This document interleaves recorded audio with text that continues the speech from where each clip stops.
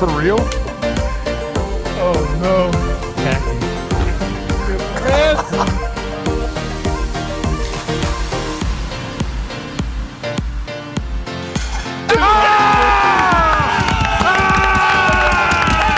Let's go.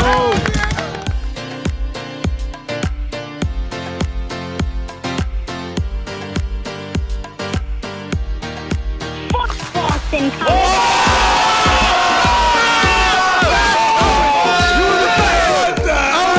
State of OH! Today.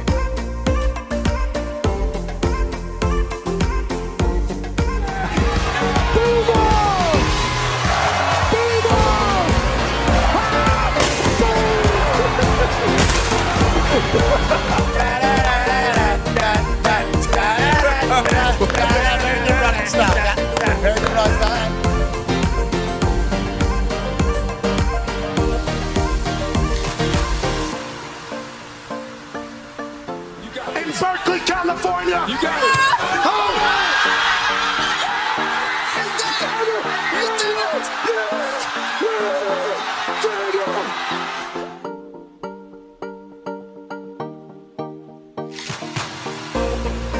This one's for three. AJ Hawk, $5,000.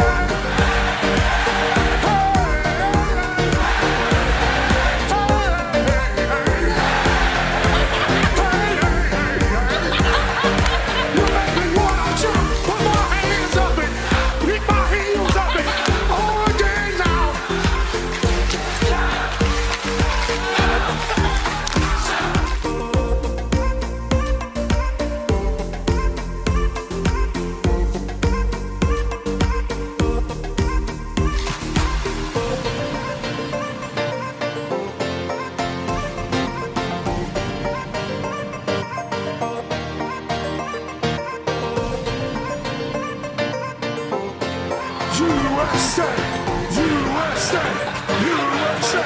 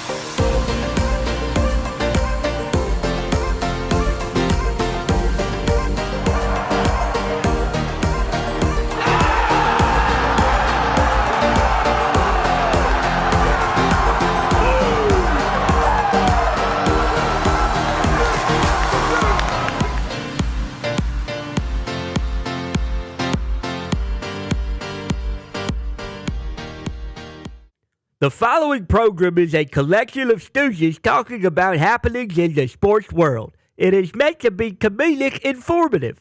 The opinions expressed on this show do not necessarily reflect the beliefs of their peers, their boss, or ESPN. There may be some cuss words because that's how humans in the real world talk. If you are young, please seek permission before watching any further. Hey, Why? let's go. This show stinks, and the fact that you listen, we are very, very thankful for. McAfee on the line with a gorgeous assist. The all-time leading tackler for the Green Bay Packers. You ping. Damn it! Be a friend, tell a friend something nice could change their life.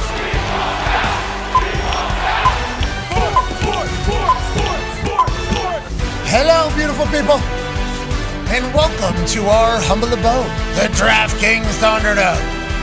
On this big Sports Tuesday, June 16, 2026, this sports program begins now.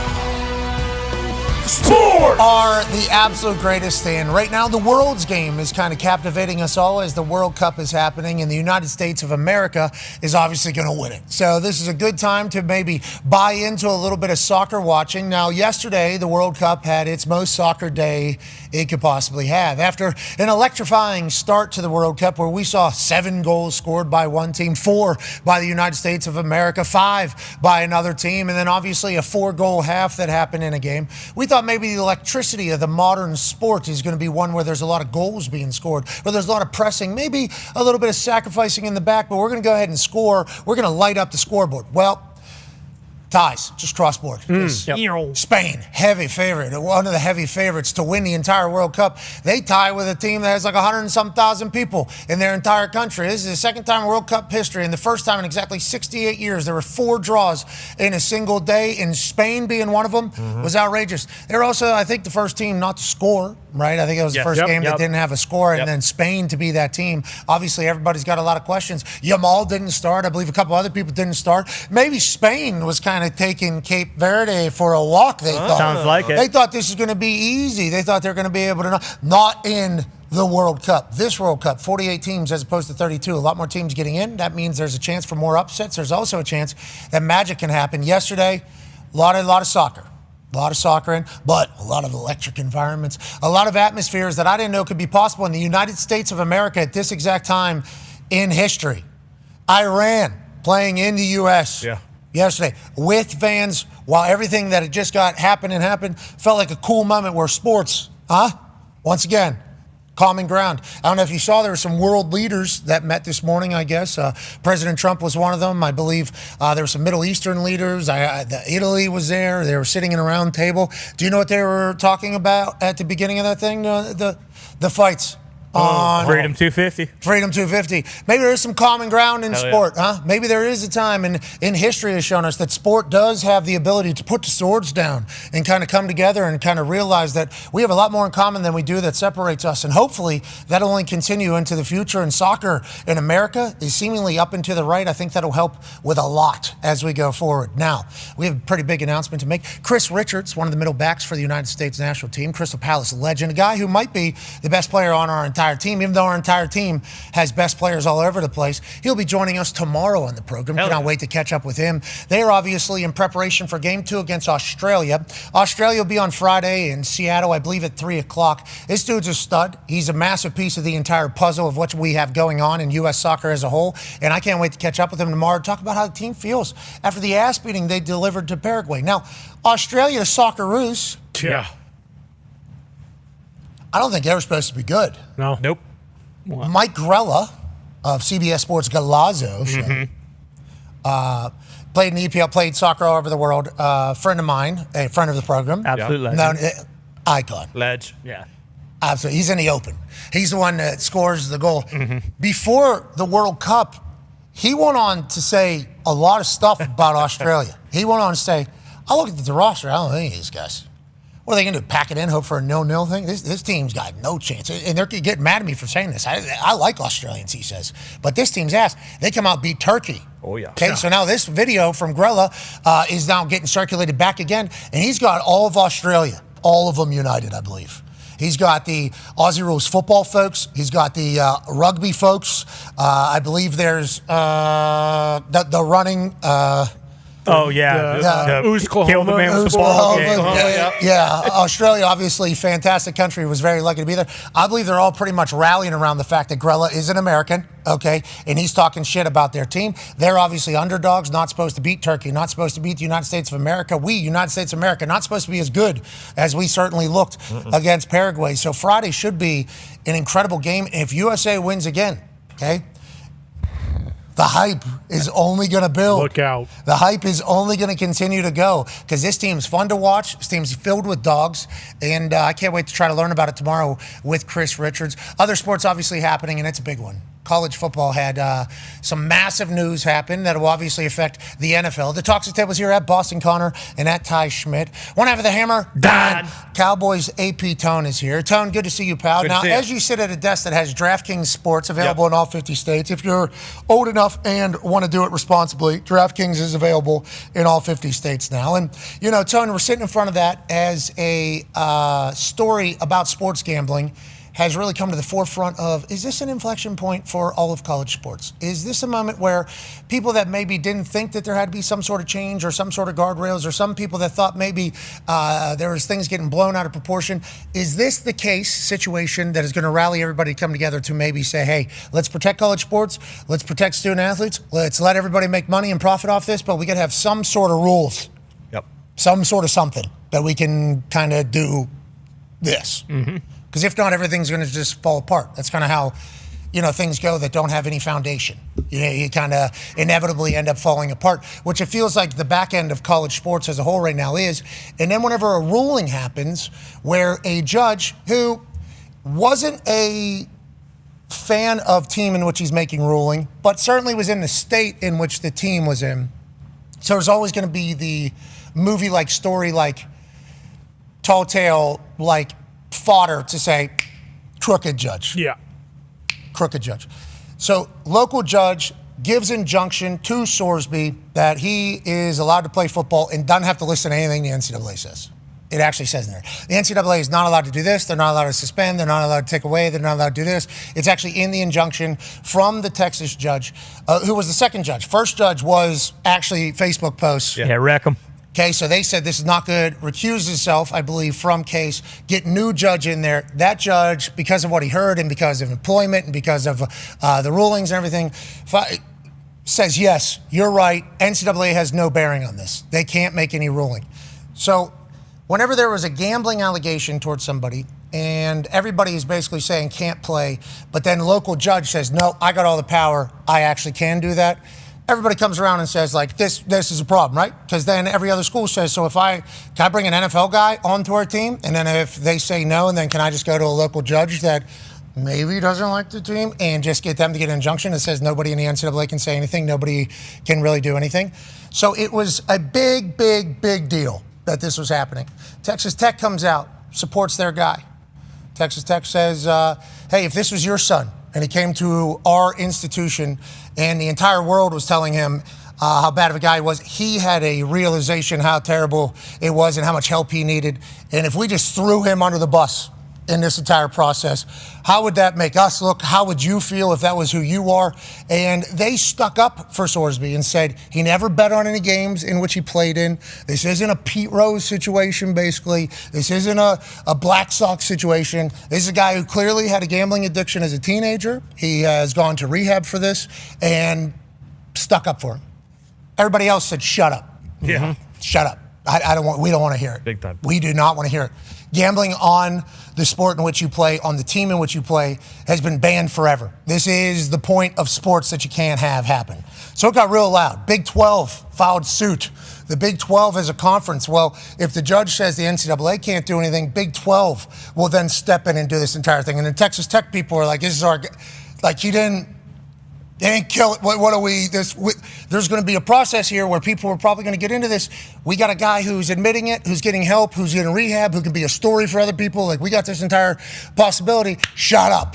Okay, that's what everybody's saying. Yep. This is not allowed. Okay, you're allowed to give a cheeseburger to a guy whenever you're recruiting him. Okay, you're allowed to give him a car if you want to. You can do whatever the hell you want, but you can't gamble on a sport in which you're competing, you're playing it. You can't. He didn't play actually. He was just on a team. Can't. Like, you just can't. Everybody rallied around that, and inevitably, there was a mutual decision, I believe, if the statement is correct, that Sorsby is going to file and apply for the supplemental draft as opposed to all this other stuff that's going on. We have no idea what the Texas Tech Sorsby deal will look like now. Allegedly, it was $5 million in payment because obviously NIL transfer portal, he was top guy in there as quarterback position, most important position. So whenever you think about the money end behind it, we don't know how that whole thing works, but we do know he's applying for the supplemental draft. A couple quick factoids on the supplemental draft. I think the last one was 2023 maybe, and then 2020 or 2019 before that. Never know if you're going to have one again. Okay, so it's always about who applies for the supplemental draft. Deadline to apply for supplemental draft coming up on Monday. Okay, so there is a chance that the NFL then has to take time to review applications, and I do believe that it is the commissioner's decision ultimately for a supplemental draft to happen or not. It has not been agreed to publicly that there is going to be a supplemental draft. This is just an application to supplemental draft. Now, you would think the supplemental draft is just like the regular draft. Just go ahead and drop it in a little later date. Whatever picks you have, and then you just get a chance to, if you give the higher pick, you get whoever it is. Nope. There's a lottery. Okay. Technically, the Seattle Seahawks, I guess, could end up winning the lottery, becoming number 1 overall selection. And the biggest ass team, the Raiders, could end up being the 32 selection. But that is why they put in the tier system, where if you are in a high priority tier, with you have 6 or fewer wins, if you're pick 32 from the lottery or pick 1 from the lottery, if you are willing to give up the same round pick because you're a higher priority than the Seattle Seahawks, you would ultimately win it. So inevitably, the ass teams have a lot better chance to get these people if they're going to give up similar rounds. I think they do know what other people are potentially giving up, so they can match if they have to or want to. There's a couple teams who definitely need quarterbacks right now. Oh, yeah. Okay? And there's a lot of people that said this guy was an incredible quarterback and would be an incredible NFL quarterback if he would have came out in this past draft. Now, what does the NFL think about a player that is admitted and openly gambled, okay, on a lot of things? And I think he could be a great face for recovery and a great face for, hey, gamble responsibly, which we would like to try to be as well. Do not be an asshole. You're not going to become a millionaire on this thing, and you should not be chasing the dragon ever. You should understand that all you're doing is being an additive to the game, just a little bit of energy, what you can afford. Don't be an asshole in this entire thing. He could do that because obviously his life in college got changed immensely, and now he's changed his life. So I'm happy that this is the outcome, but we have no idea if there's going to be a supplemental draft. And we have no clue how the NFL is going to view these allegations, which are a pretty big deal. Oh, yeah. Even if you did it in a previous chapter of your life, the NFL is this, Look at what happened to the guys in the NFL who got caught already. I mean, you're getting suspended a whole season, like no questions asked. It's like it is a big deal. And even there's precedent when Terrell Pryor was getting tattoos or merch or whatever he got, and he got suspended by the NCAA. I think it was 4 or 6 games. That NFL did not want to be a safe haven for situations like that, so they just upheld the same exact suspension for him when he went to the NFL. Now I don't know if they're going to go with the 2-game judge suspension or a whole game what the whole season what the NCAA wanted, but there's precedent in the past that the NFL will give him a suspension. Jim Tressel, whenever he came to the Indianapolis Colts, he had to the NFL upheld his suspension as well. He didn't get there until like 6 weeks in, 8, I forget what it was, however many weeks he was suspended. He wasn't really hands-on until then. And I was like, oh, this is because of tattoos. Yeah. Crazy. I wasn't allowed to learn about your coaching history in your life for the first however many weeks because tattoos. And now think about what's happening. And Jim Tressel's like, we don't want to get into it. Yeah. We're in it now. We're not thinking about what it was and what it could be. Joining us now is a man who might have a little bit more information on how this is all going to work. This is a huge day, I think, because we're not going to have to face a player playing for a team in which the conference of the team wants him to be ruled ineligible every game he plays. That was going to be messy. Very No matter messy. what. That was going to be bad for sport as a whole. Will the NFL say that it might be bad for sport for him to just be able to get to the NFL as well? We shall see. Joining us now, senior NFL insider for ESPN, Adam Schefter. Hey, Shefty. Shefty, what up, baby? Gentlemen, what's going on? How you doing, man? I like to see you up in your attic up there. Yep, hanging out my attic up here, Pat. You know it. I like that. I see right behind you, do not smoke in there. Those are things you got to get eyes on as soon as you walk into a building. You would notice that. Whoa, what do you mean, you guys? Hey, Shefty, quick question here. Supplemental draft obviously doesn't happen every single year. I do believe it is decided upon from who applies for the supplemental draft. I think that's open, right, to basically a lot of folks like Ty Schmidt, who played high school baseball and was a college angler, and he thinks he can run a 4.6. Could he apply? Like, how many people will be applying and do apply on a yearly basis? And how does that decision get made on whether or not they will open up the supplemental draft or not, Shefty? Well, it would have to be a hardship case basis. In this particular case, Brendan Sorsby obviously is ineligible to play this year at Texas Tech, and so he would like to go to the NFL. So the plan right now is for him to apply for the supplemental draft, but he has not done that. He has until, as you mentioned, next week to officially apply for the supplemental draft. Again, he has to do that, and he also would have to withdraw his litigation, which currently is outstanding right now. So there are two steps that he would have to do, and then the NFL would have to sign off on there actually being a supplemental draft. So he could say he plans to be in the supplemental draft, but the NFL still has to sign off on a supplemental draft, and that decision is up to the commissioner. It is within his jurisdiction to decide whether or not there would be a supplemental draft this year. If there is a supplemental draft this year, it likely would be held in the back half of July, and then we'd see which of these teams, as you mentioned in that tier system, would wind up picking Brendan Sorsby. You know, the one thing that's interesting, Pat, is that a lot of the teams that people think need quarterbacks have gone ahead and drafted rookie quarterbacks. So the Cleveland Browns that you brought up, they drafted Taylor Green, who they like. The Pittsburgh Steelers drafted Drew Aller, who they like. The New York Jets drafted Abe Klubnik, who they like. There are teams out there that drafted rookie quarterbacks already. The Arizona Cardinals drafted Carson Beck. They like him.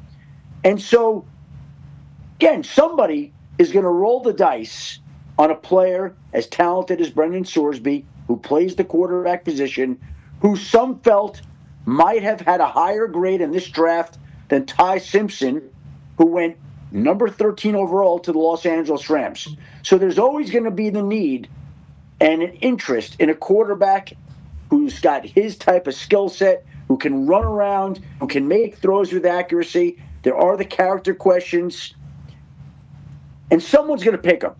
Someone, I think, will pick him. Okay, so that means Yeah. you think that there will be a supplemental draft then as well. So you're saying multiple things here. You think somebody's definitely going to pick him, and then you're also saying that means that there's a supplemental draft.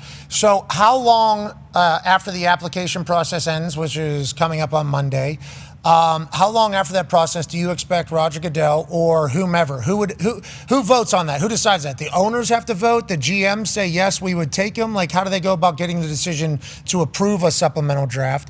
And then when you talk about somebody taking him, what's realistic? Like a fifth round, fourth round, third? Like, what would people normally give up for this type of situation? Because this is next year's pick they're giving up, right? Yeah, well, first of all, Pat, some breaking news. John Tortorella will not return as the head coach of the Las Vegas Knights. I just got that announcement, and not to steal Emily Kaplan's thunder, but I did want to pass along that little news brief here. The Las Vegas Knights coach is out in Las Vegas. There we go. So the news is coming in fast and fierce.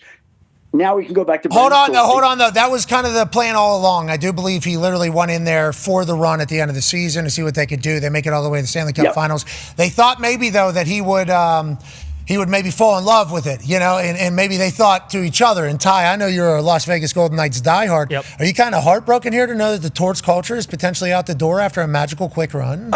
Yes and no. I think had Torts won Lord Stanley's Cup, he's definitely coming back. But I think we kind of all knew he was a hired gun, and quite frankly, a lot of people are saying, hey, Torts, you said it was the dumbest question ever about switching goalies. Maybe you should have switched goalies, and it wouldn't have been over after game 3. Okay. So I don't know. All right. Hey, you know what? I'd like to shake Torts' hand and say thank you for your service. And you did put your left hand out there. I respect that. I think Torts would probably smack it out of the way, but I do appreciate you and him had an incredible ride to the Stanley Cup Final. Thank you for your service to our entertainment this year. Knocked off the Avalanche. Yeah. Went on a great run out there. Oh, yeah. Thank you, Torts. Congrats, Torts, and the Golden Knights on a cool run there. Cool run. Nobody's going to remember it. No. Because the Caniacs win, but we will always talk about the Golden Knights coming together with 8 games left before the playoffs and going on a run where they almost win the cup with Torts leading the way. All right, back to this. So you said that there's a supplemental draft coming, basically, if you said somebody's willing to give it up. And what is an expected supplemental draft pick? And is that next year's draft pick that they're giving up? Yeah, it would be the corresponding pick in that round. So let's just say any one of the teams that we mentioned. And again, I think there's questions about which one would take him due to the rookie quarterbacks they already took in this past draft. Let's just say the Browns want to take Brendan Sorsby. Everybody puts in a bid. Like, they go round by round. So they get to the first round. Does anybody want to put in a first-round draft pick, your own first-round draft pick. So the Jets have 3 ones. Hold on. Are they all on a call? Are they all on a call? Everybody's hearing everybody, yes? No. No, it's not like they go team by team. They just send it in. We will put in a bid in this round, I believe. I think that's how it works. So all of a sudden, they go, okay, because I remember in previous supplemental drafts, when there have been certain players being picked, like I'd say, I get a text, okay, first round's over, no bids. Second round's over, no bids. Third round's over, no bids. Fourth round's over, no bids. Jalen Thompson was the last player picked in 2019, and it was the 5th or the 6th round from Arizona when they took him.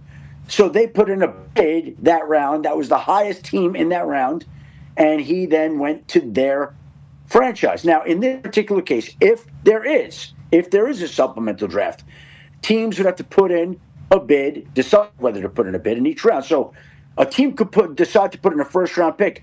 I think I'd be surprised by that.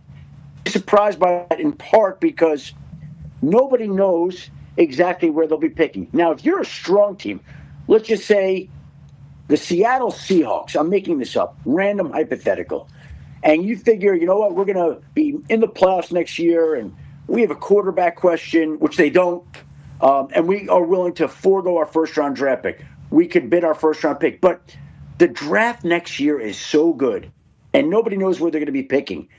I have a hard time believing that teams are going to be willing to give up the first-round pick for Brendan Sorsby with some of the questions.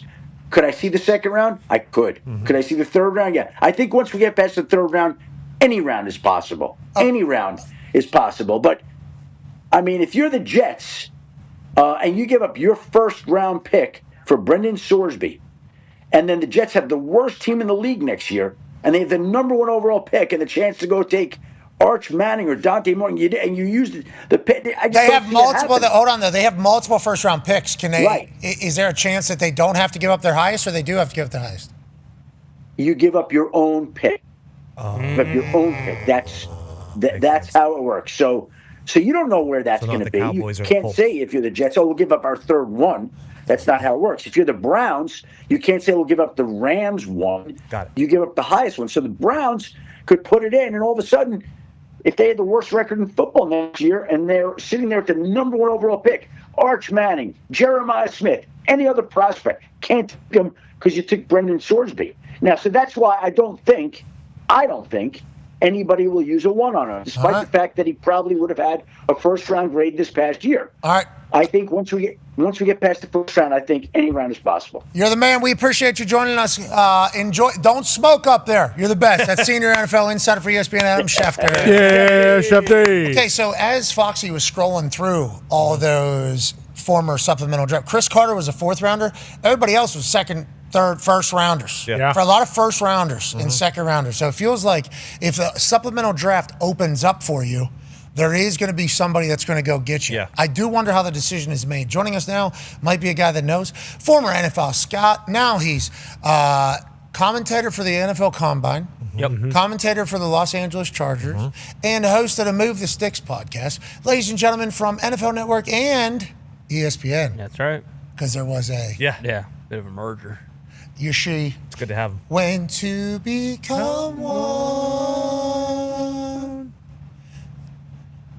Is everyone still doing what they used to do? Feels like they overreacted. Remember they were crying, thinking it was over too. Feels like that was all dramatic. Joining us now, ladies and gentlemen, Daniel Jeremiah. Nice. Well done. Golly, you got the voice of an angel, Pat. Thank you. Just incredible. Also, the lyrics, if you were to play that back and write it out, very accurate of the entire situation, and I believe they were on a pretty good little rhyme scheme. Feel good about where the brains are at, especially after the negotiation with my daughter this morning about ice cream that I promised last night, but that's neither here nor there. Let's talk about everything happening in the NFL world right now. First of all, welcome to the ESPN family. It's great to see you. You're a true talent. Now, your talent of evaluating players is top-notch. It's the reason why you are tasked with being the voice of a workout that is introducing a lot of people to a lot of players that are potentially coming to their team. Brendan Sorsby, if he would have been in this last draft, Schefter just said he would have been ranked higher than Ty Simpson, who went number 13. I think, obviously, the Rams thought Ty Simpson was 13. I don't know how many other people thought that, but nonetheless, Sorsby, pre-allegations, pre-known facts about gambling, very high draft pick. Are we talking top 10 pick at the quarterback position because of how important it is and what he was able to do at Cincinnati? Now, with all the allegations and actual accusations and actual things that have happened, having to open up the supplemental draft and forego a future pick, what is your expectation, your projection, and how do you kind of see this all going with Sorsby? Yeah, sure. There's a lot to unpack, Pat. To me, let's start first of all, just take everything that's happened away and just look at the tape of who he is as a player, and we can talk about that for a second. You're talking about somebody who's got elite size, arm strength, and athleticism. Like he's 238 pounds, just under 6'3". He can make every throw. He's real loose and fluid. Like Fernando, I have a higher grade on Fernando, and we'll get to the Ty Simpson debate here in a second. But Fernando is a little more compact. You could say even a little bit robotic. He's more of the loosey-goosey, like he'll drift and float in the pocket, but he can throw from every arm angle. Just a tremendous athlete. So there's a base you can build on with him. Now there's more development ahead of him, even though he started a good number of games in college. But just in terms of the skills, like the skills are exceptional. So as a player, he reminded me a lot of Jackson Dart when he was at Ole Miss, where you could look at him and say, okay, the size, the athleticism, the toughness, the competitiveness, and maybe there's some things to refine, but we can move him around and use his athleticism while we continue to develop him in other areas. And Dart went, in the early 20s? Mm-hmm. So that's who he reminded me of, just purely as a football player. Okay, so purely as a football player, we got high expectations of him potentially working in the modern NFL. We had eyes on him multiple times, not only through game day and college football, but he was on a lot of primetime games with these guys. Mm-hmm. And at night, it seemed like he would always go off. Feels like he's made for the big moment as well, has a lot of moxie, obviously is beloved. I mean, Texas Tech was willing to go to bat for him, and he was only there for a few months. That's not just because they invested money in him. I think they fell in love with him, the person. Yeah. And down there, I think that is how they treat everything. So they openly went to bat for him, even though everybody in college sports basically came together and said, we hate what you're doing. Don't want it to happen. Okay, we don't like that. And I think it's because how much they liked Brendan Sorsby, the person, not just the attitude that he's their quarterback. I think they liked the person. I think a lot of people did. Now, what was known when he was at Cincinnati versus what's known now, that's all something that is certainly going to be chatted about for a long, long time in this transfer portal era with, big money contracts and everything like that. But how do you think NFL teams will kind of view everything that has happened off the field? Do you think there will be, an attitude where if the NFL approves a supplemental draft, that means they approve this guy playing in the league? So who the hell are we to judge, which the teams have done in the past with a lot of things? There's been a lot of situations in the NFL where teams have said, hey, if he's allowed to play, we'll try to make him fit our culture, become a better person, and he's going to play for us then, if he's going to do that. Is that how you view teams viewing this situation, or what are your thoughts? Well, it's uncharted waters because, first of all, let me go back. I've talked to the folks at Cincinnati just to get some background on him. And they thought he was a great kid. Like, they raved about him as a kid. Like, they were surprised as anyone when all this stuff emerged and came out. Okay. And then talking to other people around him, like, this guy sounds like he's been a great teammate. All those things are good. He had a real problem. Now, in years past, like, this was something that was like, every place we've ever worked when you've been associated with the league, like, they drilled this into your head. Like, this is the one thing you cannot do. You cannot touch this. So, it's been that's been around. I think if you look at the teams that maybe are interested, I think the older general managers, I could see them being like, not in a million years, not touching him, not messing with this. Like, this is just a no-go. Whereas some of the younger ones, maybe with younger kids, and kind of see, where the world is right now and say, okay, I can see how he got caught up in this, and hopefully, he can, correct it and we don't deal with it anymore.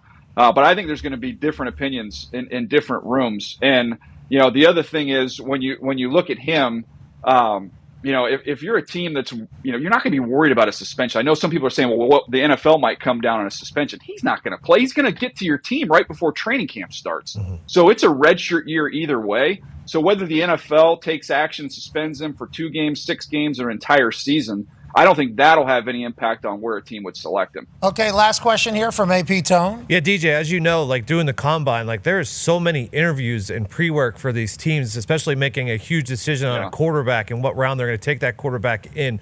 I don't know if you know this or not, but for the supplemental, like will he go through a workout? Can teams work him out, and will they be able to sit down with him and interview him? Yeah, you can work him out, and they can actually bring him in for a physical. Okay. And I know, like, bring him in for a physical, that's supposed to be just purely for the physical. Sure. But look, that you're around him, you can get some more information from him during that process. But teams have done a lot of work on him because they thought he was going to come out last year. It was a surprise when he went in the portal. Everybody expected him because it was a weak draft that he would enter in last year's draft at the quarterback position, and he didn't. So a lot of teams have already done the tape work. And some of the background work, and now they could bring him in for a physical. They can go to he'll hold a workout, which I imagine will be very impressive. As you can see, he can make every type of throw. All right, DJ, we appreciate the hell out of you. Fascinating stuff. We might never see a supplemental draft again. Yeah. No.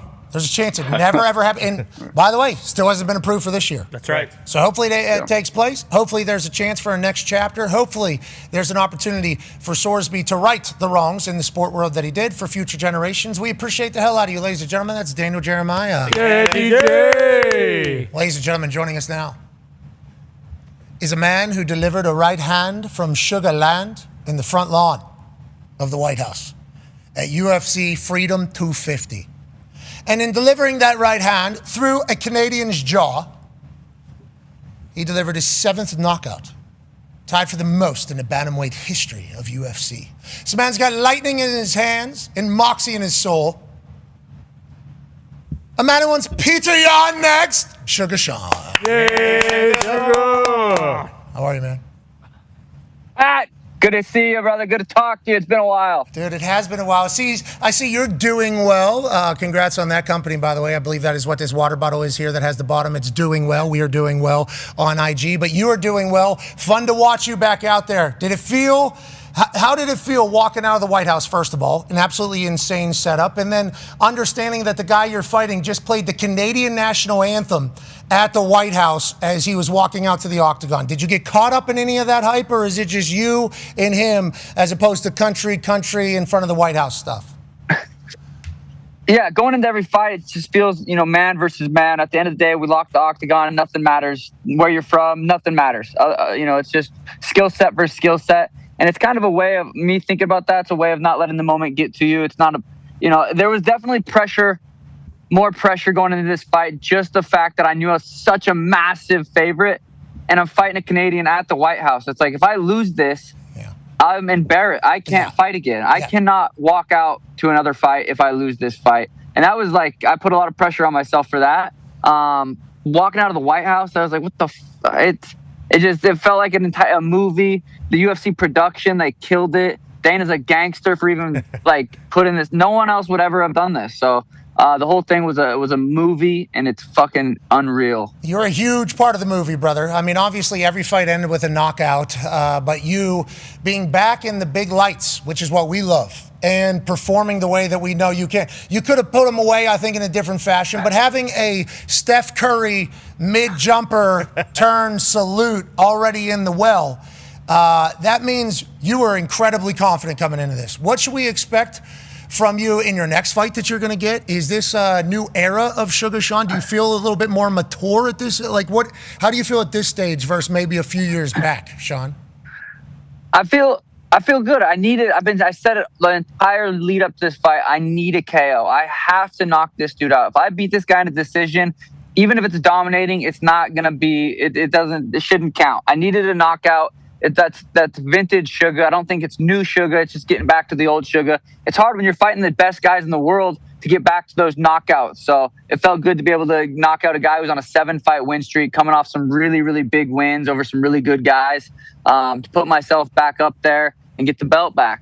Yeah, we can't wait to watch it. We fucking love watching you fight, dude. Yeah. You're a hooper. You can tell you're a hooper. You actually were growing up, but in the octagon, you've done it as well. I mean, you've crossed people up, and then you have the hands, obviously, to sit people down. I mean, just an absolute stud, a master class in front of the White House. Then you cross the street immediately after the fight, and that Ellipse Park, or Ellipse, is that what it's called? Yeah, Ellipsis. Yeah. Ellipsis, whatever the park was.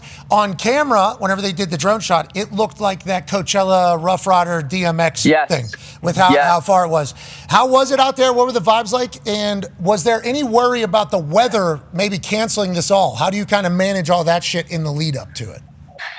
It literally felt like a Coachella. I almost started spitting bars on the mic. I just wish I had that skill. I just didn't. I don't have that ability, and I just wish I could have delivered something fire for the fans, but wasn't able to. Knockout was all I could have, give them. But that's your art, bro. That's your art. You're an artist. That's the art. Yeah. Fuck, what was the other question? I forgot. I got carried away with that one answer. The ellipse, but you had a good answer, though. You need to get that out. I'm happy you got your shit in there. That out. Yeah, but I had something else fucking great I was going to say, but apparently not. We'll get back into it. When you look at that park, though, and you see all those people, and because the conversation was the weather might deter people. Yes. The weather might slow people down. Did it feel like the entire MMA world was there? Like, what was it like a festival? Like, how do you kind of describe the feeling and vibe around what Freedom 250 was as a whole? Yeah, when they first announced it, the weather was more of a worry in my mind because then, once it got down to 10 days out, it's supposed to rain Sunday. It's supposed to storm Sunday. The closer I got to the fight, the more optimistic I was. I was like, it's going to be a beautiful night. It's going to be the weather's going to be perfect. And I kind of started getting that in my mind about 7-8 days out. I was like, I think it's going to be beautiful. I just was super optimistic. And if it wasn't beautiful, if it got delayed, I was going to deal with that. If we fought with bad weather conditions, I was going to deal with that. I believe my skills were superior and I was the better athlete, the better fighter, that I was going to win no matter what circumstances. So I was like, well, we'll just have to deal with whatever comes. It happened to be beautiful out. It was the little breeze. It didn't feel any different than fighting indoors. The little breeze was nice. The warm-up area was super hot. It was insane. By the last 3 fights, it's just the last 3 guys in there. So I'm warming up with Alex Pereira and Ilia Topuria, and I was like, damn, this is fucking insane. Two of the greatest fighters of all time, and I'm warming up right here, and it was that moment, just warming up with those guys in the back was fucking epic. I'd love to hear that you think that's epic because you're still got that, humble child. You're supposed to be in that room, brother. You're supposed to be in that room, and we're thankful that you're joining us today after being in that room. You steal the show whenever you're fighting your best. You know that, right? I mean, you absolutely know that you are the card whenever you're at your absolute best. And do you feel like you're fighting your best you've ever fought? You said vintage Sugar Sean, but really just reminding people you're there. Have you changed anything with the way you're training? Is it still the same fight camps? Is there anything that's different for you at this stage? The only thing that's different right now is the last 2 fights were 3-round fights. The 4 fights before that were title fights. So it is different going into a 3-round fight. Compared to going into a 5-round fight, the length of the camp, this was not a very long fight camp for me. It actually felt very short, and which was really nice. I enjoyed that. But moving forward, I think we're title fights only. And me versus Peter, we got something to prove. I have a win over him, very close fight. It was a very, it was controversial in a lot of people's eyes. But I got the belt back. They say if you beat the last guy, if you're the last guy to beat the champ, and you win 2 fights before they fought, that you actually get the belt back. So it feels good to have the belt back, and I'm going to defend it against Peter. Hopefully, maybe end of the year, early next year.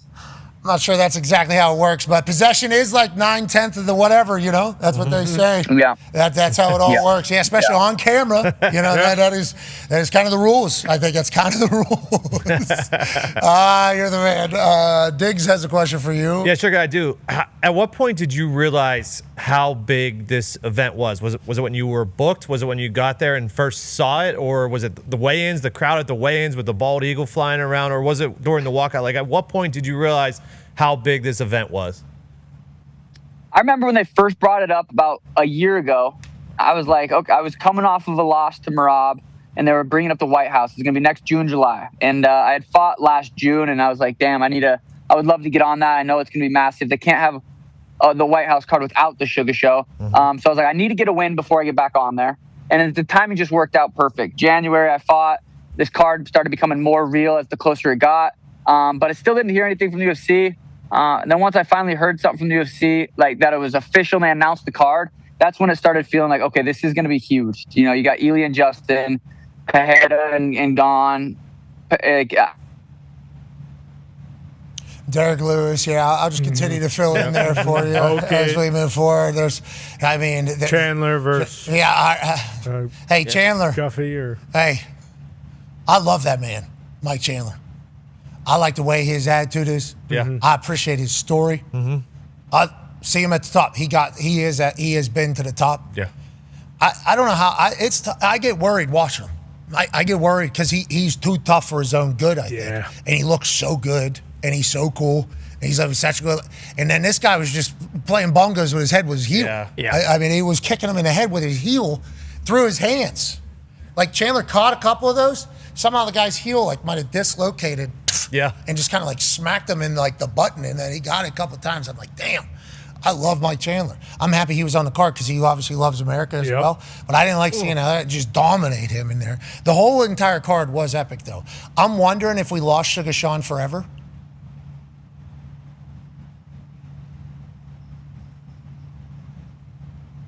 TBD. He's gone. Okay. You know, might have fell in the pool in the jacuzzi. And the bottle does say doing well. Yeah. That computer might have got thirsty. Sure. Computer might have went and grabbed that thing. I do appreciate the setup, though. One time he was in a bathtub whenever he joined us. He loves being in body water. Yeah, well, he's recovering. Yeah. He's recovering. We didn't ask if that was cold or hot tub. Was going to get to that at the end because I do wonder if he's one of those guys. How have you guys done that? The morning routine, hot, cold stuff? Just the hot, only the sauna. Okay, so you have done hate sauna. the cold. Is this every once in a while? It's not like your morning routine. Like a couple times a week. Okay, you couple times a week get really hot. Yeah. Okay, I don't like the cold. I hate being cold. My pool is set at 88. Yeah, but 90 actually. It's not a bad play if you can get it. If you can kind of have a super warm tub. If you have a warm tub, it's okay to have that as well because it's going to get chilly at some point, especially when you get out of the water. That's the thing. You're in water, you're warm. Out of water, you're a little bit chilly. The heat is supposed to be really good for your body. Correct. The cold is supposed to be good for your mind. Oh, okay. I think that's the biggest thing, and also in recovery. Joining us now, ladies and gentlemen, live from a much different location, ladies and gentlemen, Sean. Hey, Sean. What happened? What happened, dude? Fellas? The phone overheated a little bit. Oh, it was outside. Were you in hot or cold water there? I was in the hot tub and I had to go in the cold plunge for a few minutes before I got on just so I didn't die. Okay, so what is recovery process like for you? You look good. Obviously, you looked good walking out of the cage. How is the body? What is recovery right now? Yeah, no, it felt really good. Just I'm going to take a week, 2 weeks, just kind of chill out. I like to just chill after these fights. I'll be in the gym. I'm going to go to the gym today. I'm not going to train. I'm going to, hang out, bask in the glory, walk around. And that's about it. Recovery-wise, just, give myself a week or two to chill. You walk around that gym? Yes. Look at me. Yep, look at me. Who wants a fucking picture? Maybe go to Walmart, take some pics. Yeah, you should stop by Walmart. Yeah. Oh, my God. They'd be so pumped over there. Just congratulations, Walmart. I am here. Hey, eyebrows look filthy. Anything? I didn't know we were doing eyebrows with X's in them. That looks awesome. Okay, obviously the braid. Yeah. How long we've Thank you. Yeah, the little X's. We've been doing it for a few fights. I think I don't know if I did it for the Aljo when I knocked him out August 19th, 2023 with a right hand in the second round to become UFC champion. I don't know if I did it that fight, but I think I did it for the Cheeto fight when I defended the belt and beat the absolute fuck out of him in Miami back in March of 2024. I think I did it for that fight. Okay, good. I'm happy to hear that. Nice. Connor has a question for you, Sean. Yeah, Sean, we heard from Justin Gaethje, him basically saying I tried to read the Declaration of Independence. I didn't know what the hell it said, but it was pretty cool just standing in front of it. Was there anything like that for you when you were walking through the White House? Like, did you see anything that caught your eye? I'm not sure what your access was or if it was just kind of that walkthrough, but was there anything inside the White House that you were like, damn, that's cool? My walkout was a little bit different spot, so I wasn't able to. It was honestly it was dark. It was kind of. I didn't get to see the coolest parts of the White House. Let's just say that I was kind of secluded in a little different area, but just being in there, knowing that one of the presidents got a little blowy at one point, I'm like, God, that's fire. All right. That is fire. That is fire. I'm happy that was the first thought that came to your mind. And to be clear, First thought. it's part of history. Part of history. I do appreciate, too, you're standing out in the front, secluded. Must be nice to be in the Oval Office. That must be pretty cool. I'm out here in the front gate. What was the lead-up access? Did you get tours? Are you planning, I assume they were giving you guys the whole bowl game type parade. Hey, here's Congress. Here's where our Senate meets. Here's where this happens. Was it like that, or what was the DC hospitality, or was it just normal fight week just in DC for you? A little bit of both. We didn't get on Thursday or Friday, whatever day it was, we did a walkthrough of the walkout. So we kind of rehearsed the walkout, but that was the same access we got to the White House. So I didn't get to see much of anything else. The security was insane. Just, checking the passport, checking, doing the pat downs. Anytime we got into that area. So it felt different. It felt like a normal fight week, but it did feel like there, obviously there was a lot more security. Didn't get a full walk through the White House. Got offered it at one point, but we had to fly out the next morning, and I wasn't trying to stick around for that. Yeah, of course. Hey, excuse me, I got a hot tub I got to get back to. Yeah. Hey, I got a gym. I got a gym that needs to acknowledge me. Okay, Exactly. I got to get out of here. Sean, we appreciate the hell out of you, man. We hope the family's good. Every time I see you and your daughter in there on videos, I'm like, we're all old now, dude. We are all old now. We're old dudes now. Dude, seriously, my little dude, my 1-year-old, he started walking on this trip. So it was a memorable trip. Let's see if I can see him through the window. What up, dude? What's up? He's screaming dada through the window. But yeah, no, it's crazy. My daughter's 5 years old. She's actually knows what's going on in the octagon, and she does jujitsu. So she saw me lose to Marab, and she's like, "Daddy, you should have done that."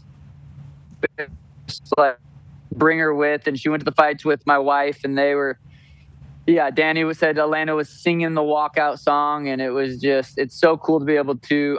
That makes me want to at least fight for another 5 years, so Mateo can kind of be at that age and witness what's going on and have these memories. Yeah, I think it's a special time, brother. Good for you, enjoying life while also dominating at your profession. Can't wait to catch up with you soon. And remember, another 5 years of this, and then you'll just be able to do this to celebrities and shit. Mm-hmm. Yeah. For however long you want. You'll just be able to bang. Yep. That's a good point. Yeah, and some of these guys now are getting into where you might even be able to fucking kick them in the head too. Yeah, I think the fighting in the future is going to be pretty wide open. Because I saw some of the Menery Manziel. You watched that fight, obviously. I saw that. I still don't think Bob's going to show up. And I know they already fought. And I just can't believe that he's going to show up. It's already happened. I'm like, he's still not going to show up. And it already happened. That's how for sure I was that he's not going to show up. I don't know he made the fucking walk. He was fucking geeking, but he is fucking there.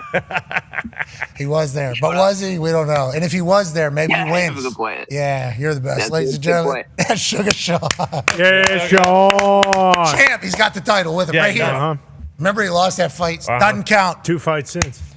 Doesn't count.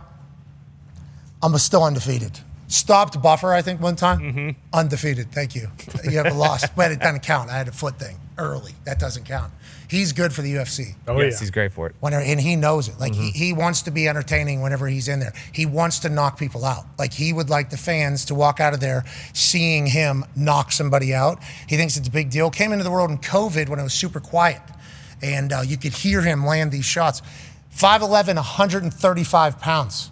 So normally the 135 pounders, I think, are a little bit shorter, maybe ex-wrestlers. They were able to cut weight. He just had this reach on everybody, and he was an actual hooper growing up. So when we were introduced to him during COVID in that Apex, he was literally crossing people up in fights, putting his chin out to these guys because he knew they couldn't reach him because his reach was so ridiculous.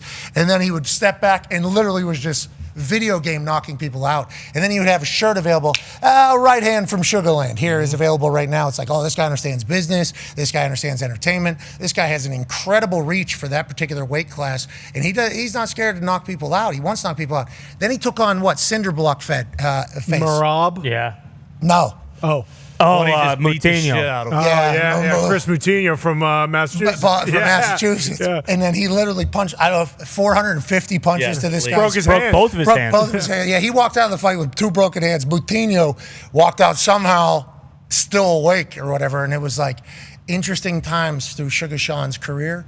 Great to see him back on top. Happy for him and his entire team that has remained the same. And it's cool to see him out there doing it. But he is a character. He's a character. He is certainly a character. He said only title fights only. I'll bring my own.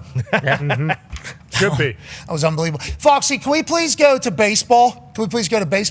Okay, we got a close call there at second. Safe. Nope. Out. Ow. Jeez. Actually out. Hold on. Let's go to the tape, shall we? Foxy, running a little bit.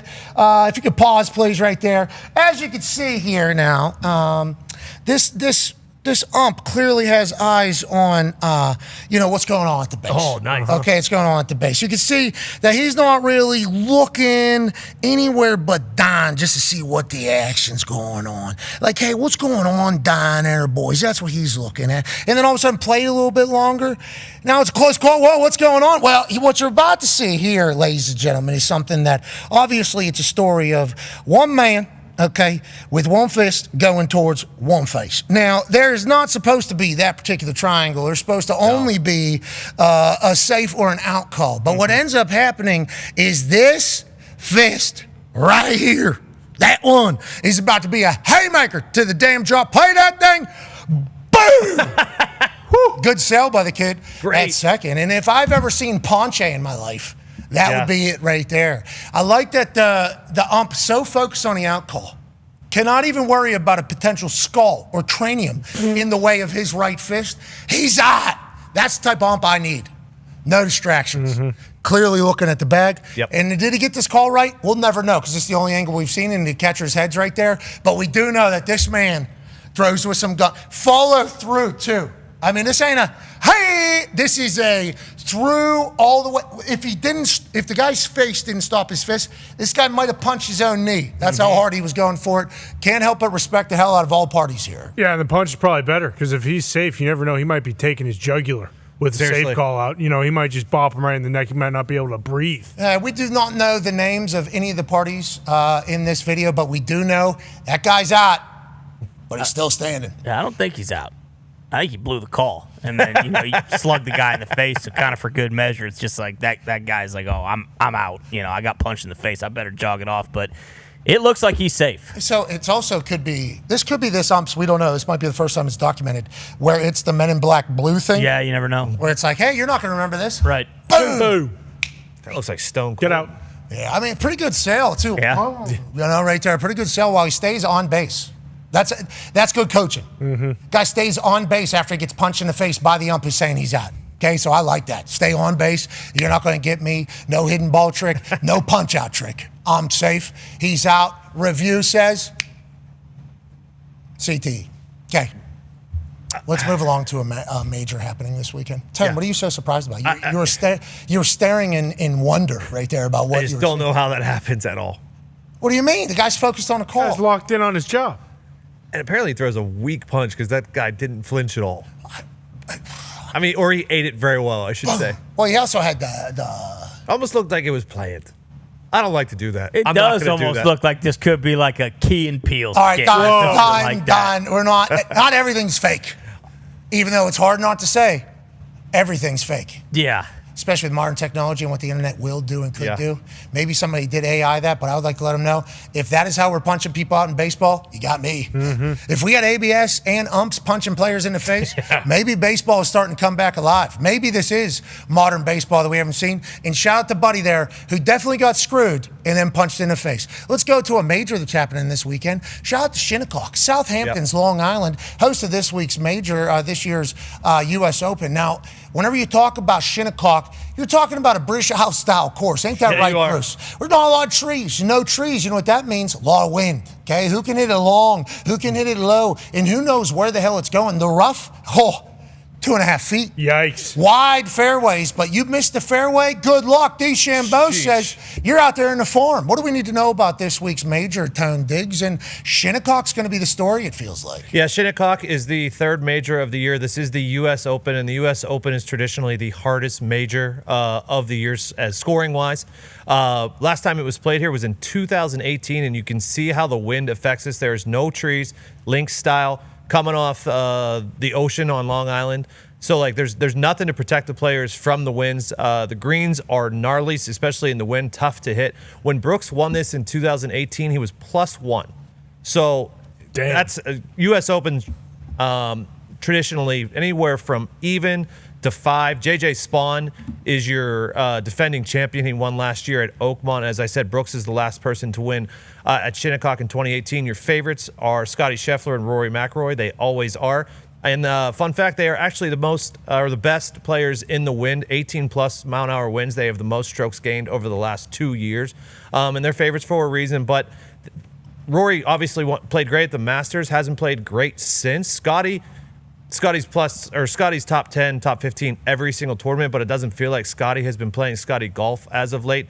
8 of the last 10 winners have been first-time major winners, so it's really anybody's tournament. Very, very excited for this week. Yeah, I'm pumped for it as well. You know, you can trust the stars. You can get Scotty Scheffler and Rory McIlroy to both place top 20 in this weekend's major. What's the odds on that, Foxy? -105. That's not bad. Those are pretty good odds to be able to bet on Scotty and Rory whenever their odds are normally incredibly long because of how damn talented they are. But Scotty Scheffler, I haven't seen him winning as of late, Con Man. Well, and that's the thing. I feel like the storyline has been him off the tee. I know Schlaubbach, our golf guy, who has these Schlaubbach power rankings for college football, he also mentioned how his swing off the tee hasn't been good. So, like, if they have deep roughs and you're not good off the tee, it feels like fairways is the most important thing this week. Yeah, so maybe Scheffler just finds fire with maybe his driver, or maybe he keeps the driver in the bag.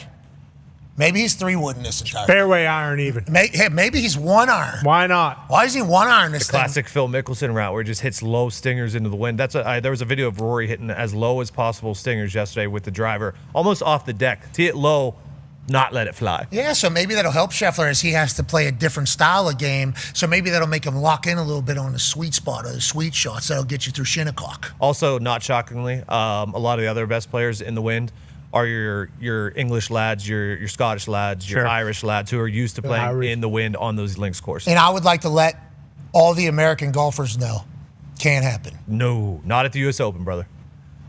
Uh-oh. What are you uh-ohing over I'm there? just saying. You got a USA tarp on, brother. That's right. And I also, maybe it's because of the Tartan Army. I'm really feeling Bobby McIntyre this weekend. Oh, wow. I don't know what he was in it last year, remember? Yes, he was. Oh, he's hold it. Bobby McIntyre. That's how you feel. Oh, I'm just saying. He's hold it. It's the Scots in me, I think. Daryl Hatton. We need an American in the US Open. I agree. Cam Young. Scotty's going for the Grand Slam. All right, we're back on the other side. Be a friend, tell a friend something nice might change your life. You know what? I think there's only one thing left to do here. I've experienced cafecito time. I've experienced the wonderful culture. I've experienced the beautiful people, and I think we got some Canes over here. We got some Canes over here. We got some Canes over here. This day in Coral Gables is going to be one that I will remember for the rest of my life. Ray Lewis started his dance right here at Miami. Ed Reed started his legendary run here at Miami. The legends of football run deep. The moments are special. The national championships are in abundance. Just last year, a lovely University of Miami woman diver from Italy won a national championship. This thing's been staring at me all damn day. You're out of your mind, brother. This is crazy. Kirk, I'm a little winded. That's what I was going to say. You talked the whole time you were running.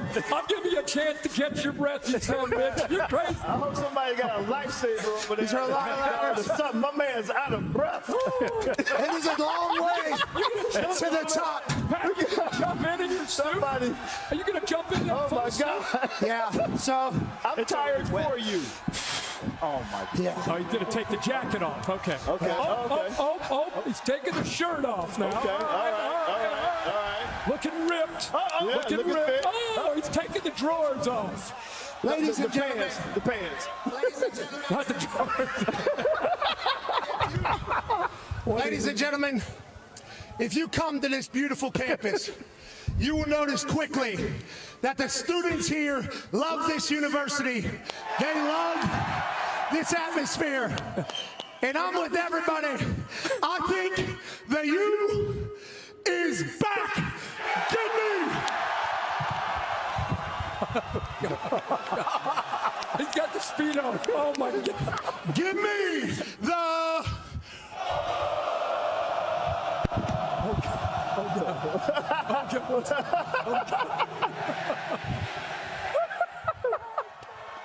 Canes, baby. Here it goes. Oh, God. Here it goes. Feet together. I think that was the lead pencil for the pencil. Harry's got the U. Rushing it out.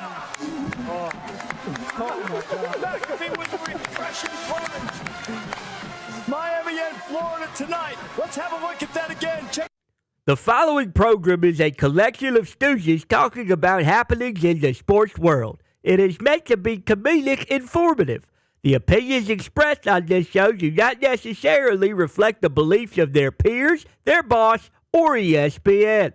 There may be some cuss words because that's how humans in the real world talk. If you are young, please seek permission before watching any further.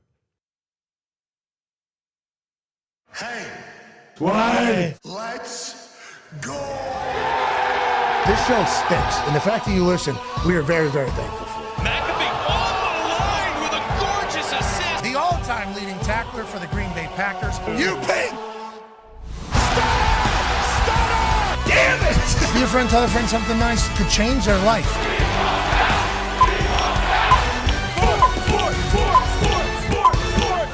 Hello, beautiful people, and welcome back to our humble abode, the DraftKings Thunderdome. On this Big Sports Tuesday, June 16, 2026, hour 2 of the program begins now. Sports! Yeah, they're the greatest. In the world, sport might become our sport. Yep. Yeah. The lads of the United States soccer team have their second game of this World Cup on Friday as they take on the team from down under, the Socceroos. And obviously Australia is much better than a lot of people gave them credit for coming into the tournament. They had a huge win over Turkey. Good team. Mm-hmm. Everybody said Turkey's good team. Mm-hmm. Australia, bad team. Mm-hmm. Turkey, good team. Yeah.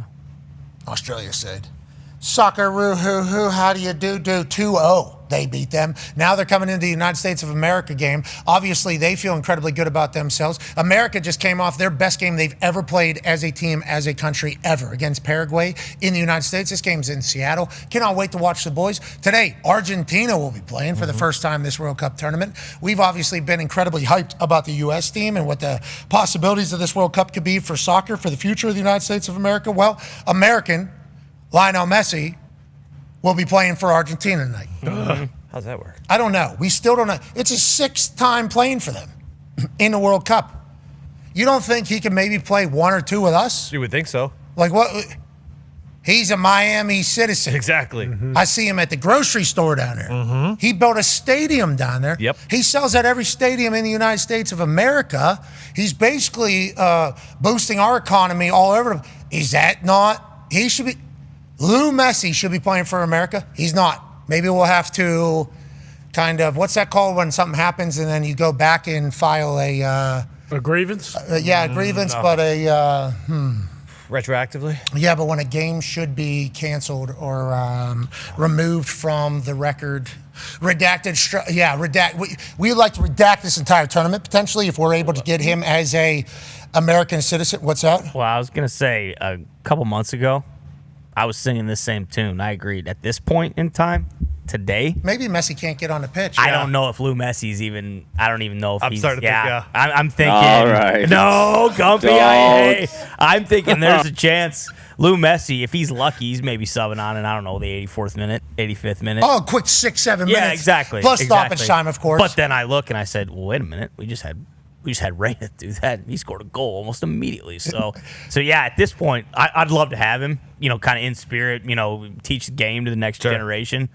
I don't know if he's I don't know if he's one of the best 11 out there for Team USA. So maybe that's why he decided to stay with Argentina for his 6th straight World Cup, which is outrageous. Knew he wouldn't get on the pitch. Yeah, there's a chance. He saw the lineup for the American team, and he knew before everybody else, I'm not in top 14, 15 on that team. I don't got it. Because think about this. Our favorite player from the Luna. Yeah.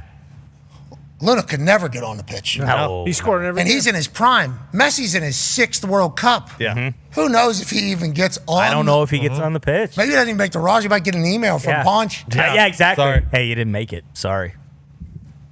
Not enough dog. We're going to piss nobody. People are going to be so mad about what we just did right there. Please understand that we understand Messi's greatness. If you can't sense the sarcasm, you're a moron. Absolutely.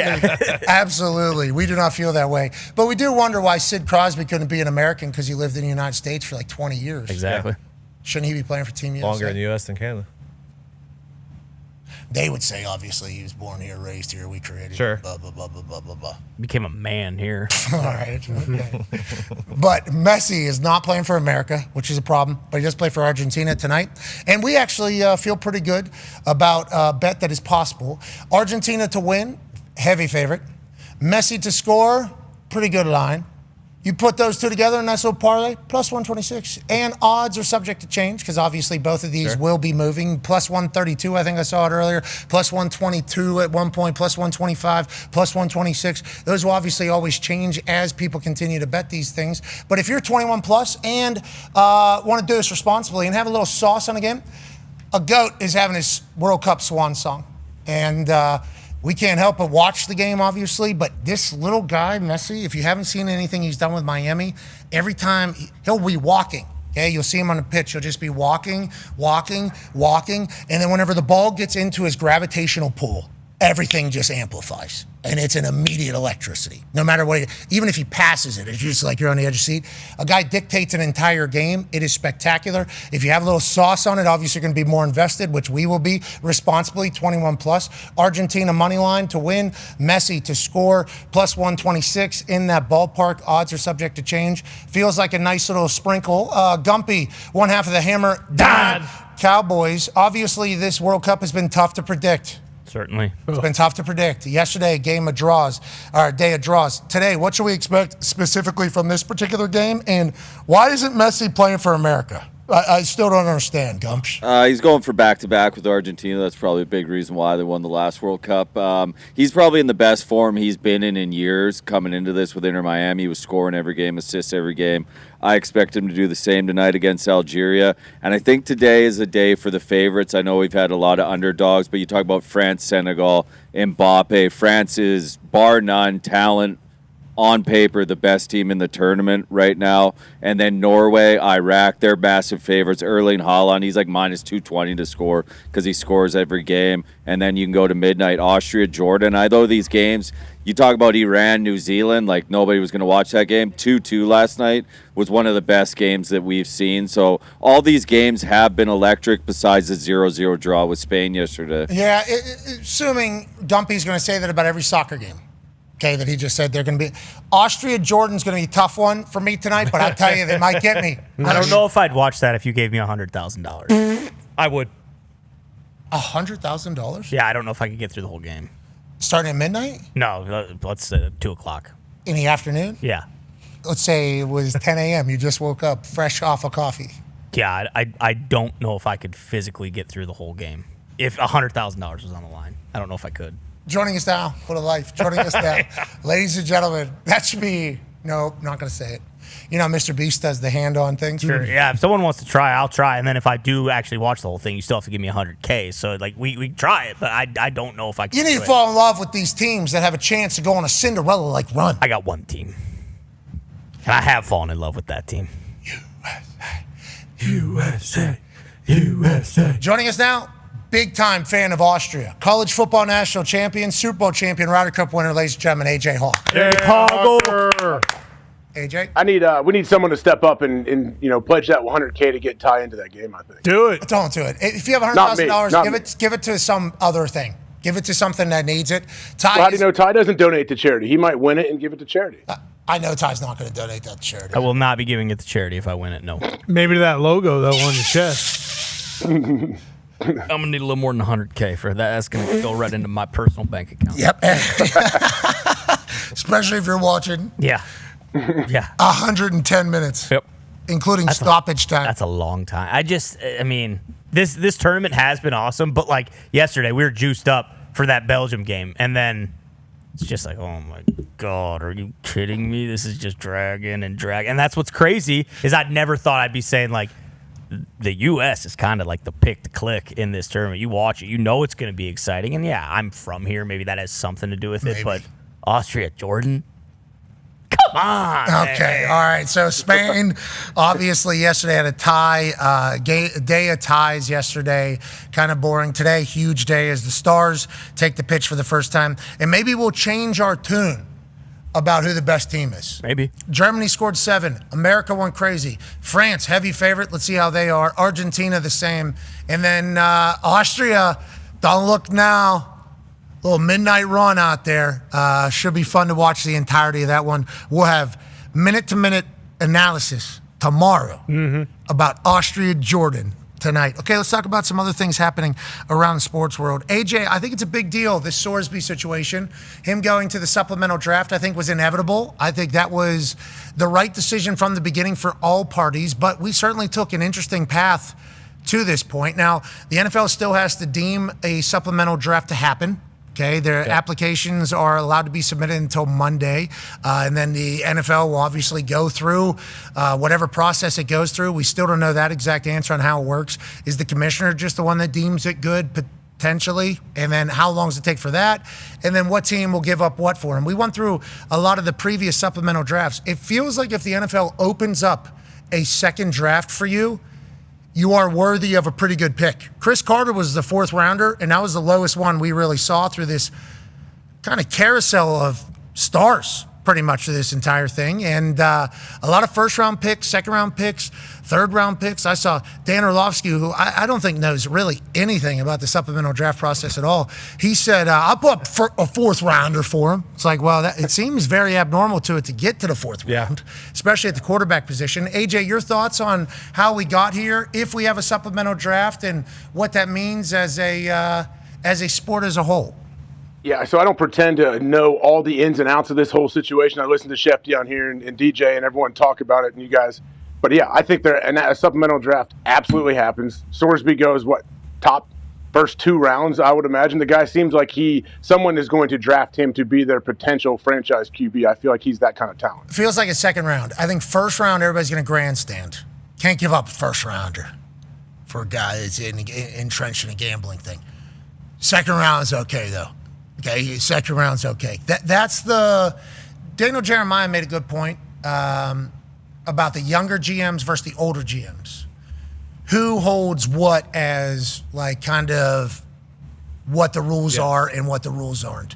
Who's more open? But if you're an older GM, you've had to evolve with the times. So maybe you're more open-minded than maybe a younger GM. I am intrigued to see where he ends up at. I'm fascinated to hear what the NFL says whenever they deem a supplemental draft to happen, or they say no supplemental draft. He's going to be suspended a year is the expectation, I think, from everybody, especially because of what the NFL has done in the past whenever it comes to gambling and stuff like that. So he's not going to start. He's getting there right before training camp. Who will put up a pick for the future for a guy that has so much athleticism and raw talent that could become a guy for a team? Yeah. And if he learned his lesson already in a very public way, with every college football person outside of Texas Tech saying, this guy is not allowed to play in our sport. This guy ruined the integrity. That could be something that, makes him hit rock bottom. So you want to rehab, so he obviously experienced that type of thing. Maybe this is just a complete change for his entire life, and maybe he goes on to do incredible things. And there's going to be teams that are only thinking about the positive outcome as opposed to any negative outcome that could come. So maybe a first rounder does happen, but it feels like second round is inevitable. Well, and Schefter kind of talked about the teams that need quarterbacks, but they drafted rookie quarterbacks, Kate Klubnik and the Jets and stuff like that. And sure, I'm sure they do love them and they want those guys to succeed too. But look at what the Rams just did. The Rams have a franchise quarterback with a couple years at least left, and they used the 13th pick they got from the Falcons to take a quarterback. Now, like, who says there aren't teams who have, a franchise-esque quarterback who they have for a few more years, don't take a flyer on them and use the second-round pick? Because obviously it's a lottery and there'll be other teams involved and there's no guarantee to get them. But even a team like Tampa Bay, where they have Baker and they're doing these contract extensions, like, you could have a chance to get a quarterback who's young who can then learn behind a guy. I mean, I wouldn't even rule out some of the other teams that make a ton of money and spend a ton of money at quarterback. Like, who says Dallas doesn't just go ahead and say, you know what, we're never going to have a pick in the top 15 to get a guy who probably would have gone in the first round in the top 15, like most people are saying, and you can possibly get him for a second-round pick? Like, why wouldn't you just take a flyer on that and at least submit, a pick or a second-round pick when there's a chance you win it out? And they just traded for Lance, right? Trey Lance? Yeah. Looking for a backup quarterback? Maybe they're the ones that make the play. Maybe, the Colts give up a second-rounder. Legit, though. Why not? Because the way he plays. We don't have a first-rounder. Obviously, we gave that up for Sauce Gardner. Excited to watch Sauce Gardner play this year for the Indianapolis Colts, healthy for an entire year. Remember, the Indianapolis Colts are the number one team in the NFL. We don't have a first-round pick. Is there anybody going to put up a first-round pick for Sorsby this year with all the heat? I'm not 100% sure. I genuinely don't know. It has Do you think teams are worried? Do you think teams are actually worried about, like, what I don't know, fans and media might say if you do, take a flyer on a first-rounder or even a second-rounder for him? No, I guess you're right. The way when you just phrase it like that make me listen to. You're telling me you think NFL teams are worried about some tweets as he sits out for an entire year if they think he could become a franchise quarterback? Is that what you just said to me right there? A little bit, yeah. It's like that. That's the thing. How high do they have him on their board? That's the thing. Like, how high is he on your board as a player? You're telling me these GMs that we have seen make decisions in the past with our own eyes, you're telling me they're going to be worried about a couple tweets? We've had teams get picketed for an entire year for things that they've done, and they literally rolled up the windows and drove into the facility and said, nothing to see here. Anything is said outside the walls here, just doesn't care. What you see, stays here. Okay, don't worry about any of that. Yeah, but they're outside picketing. Let's win some games. And they'll go away. And then we'll see what'll happen. And it's not a good thing. We're not saying that, but it is the most competitive league on earth, which is why it is the way it is. And if the NFL, once again, deems him okay to be in the NFL, which is what the supplemental draft will be, you're right. I completely forgot about the fact that they would not care in that entire process. The teams won't. But if you're giving up a first, you're then giving up a chance at other quarterbacks coming out. So you would have to like him more than Arch and Dante Moore and CJ Carr, Lenore Sellers, some of the other guys that are going to probably be in the first round in this upcoming draft. So if you're going to give up a first here this summer, that's giving up your opportunity or chance to get one of those guys in the upcoming draft. So I feel like you'd have to have him graded higher than those guys to give up a first this year, if that makes sense. All right, let's stay in the NFL. Good luck to all parties. Hopefully the supplemental draft happens. We will obviously continue to cover it as it happens and unfolds. George Pickens has arrived at the Dallas Cowboys mandatory minicamp for the offseason. Congrats to him. Congrats to Coach Shoddy, Dak Prescott, and the entire team. I like that social media team. We don't... Just the ones that don't go to the playoffs. No, they don't capitalize. They don't capitalize. You're not allowed to unless you go to the playoffs. What is the deal with that? Aesthetic. For what, though? Like who? Like football fans or? Not football fans. I promise you it's not football fans. Well, I don't. I look at it and I get disgusted just because everybody's doing it, I guess. But if everybody's doing it, is anybody doing it? And are you actually different if everybody's doing it? I don't think so. And Chat they're not we even back is sweet slang, names. Yeah, chat we back is sick. That's great sweet pizzazz. slang. Social media admin obviously cooking in their bag. Chat we back. That's how I envisioned that they said it. Is that what happens like when the owner or someone comes down and says, hey, what is this? What what are the captions that we keep posting on X? And then you have their young people have to do that to Jerry Jones. No, so I don't think the young people ever have to do anything because all the old people just have no idea what any of it is. So the young people who get handed the keys to like a Ferrari and have no idea what they're doing, just say, it goes really fast. You should see what we're able to do. Here's a number. Here's a big number. What's your number? Here's a big number. Here's a big number. It's working. It's working. It's working. What's it doing for the brand though? Building it so much. It's so good. And then you got another case of a social media admin ruining an entire business. Not that that's happening right now, but it certainly has happened in the past when we're watching it. Social media degrees have given a lot of people confidence that shouldn't have it. And that has given a lot of people the ability to get hired for pretty important positions because it's a degree that was taught by people who've never done social media. And social media maybe 5-10 years ago, if it was able to be put into a book, which is not modern social media. What we're saying is I hate most social media admins. And all the good ones are going to have their own businesses. So I think it's a pretty tough hire. But I will say, Chat we back. Chat we back. Chat we back. That's sick. I'm actually, I might pick the Cowboys to win the Super Bowl now. Because of Chat we back? Yeah. George Pickens is back. He was smiling. Shotty talked about it. It was mandatory, so he's not going to get fined. Still in the middle of the entire franchise tag situation with the Dallas Cowboys. David Mulligetta is his agent. Big day, draft day. There was news that he was intending to sign the franchise tag, but he didn't actually do it. And then a couple weeks later, he did sign it. He could get traded now, but there would obviously have to be a lot of things that would take place. I don't know if we've passed the time for long-term negotiation. Do we know what date that is if you're on a franchise tag?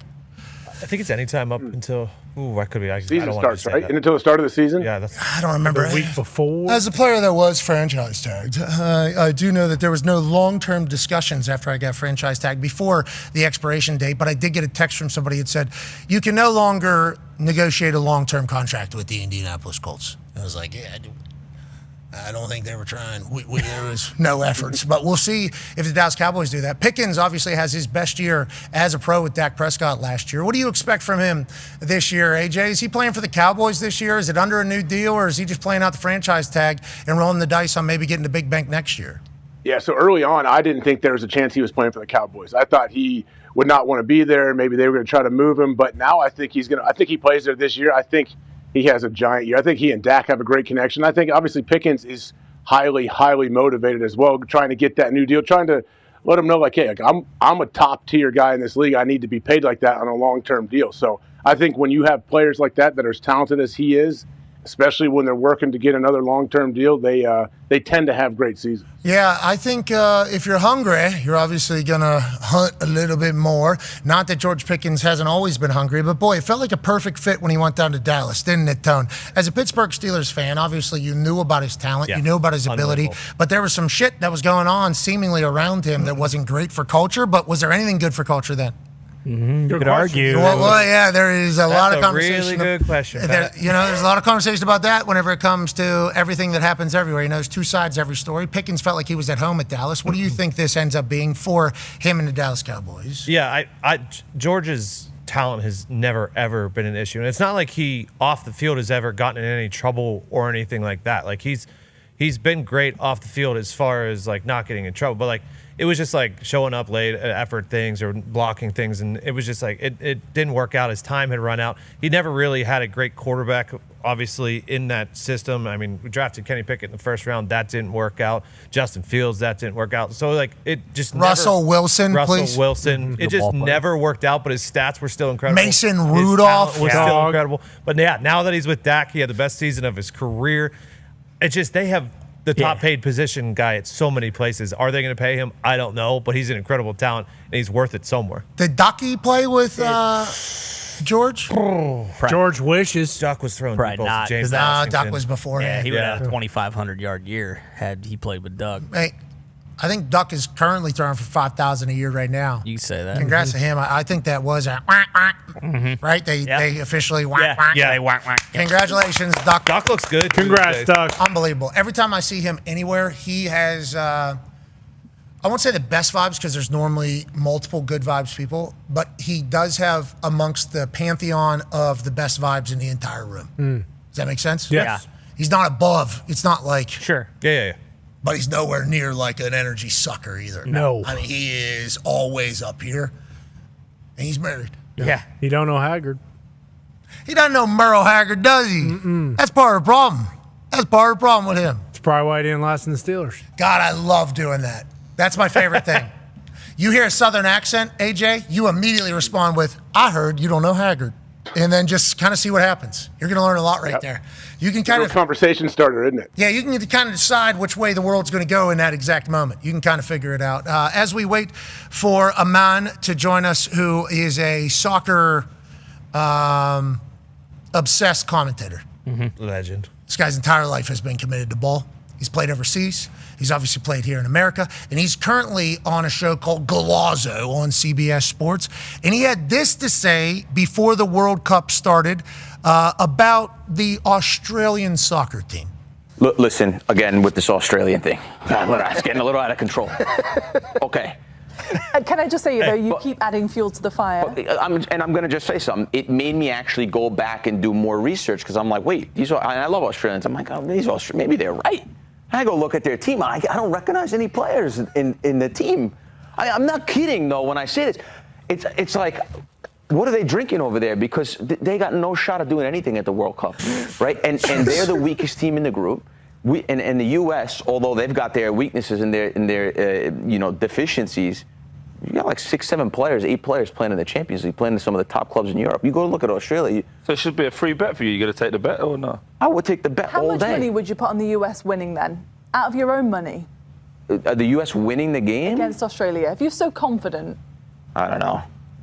Whatever. $1,000, couple $1,000. It doesn't matter to me.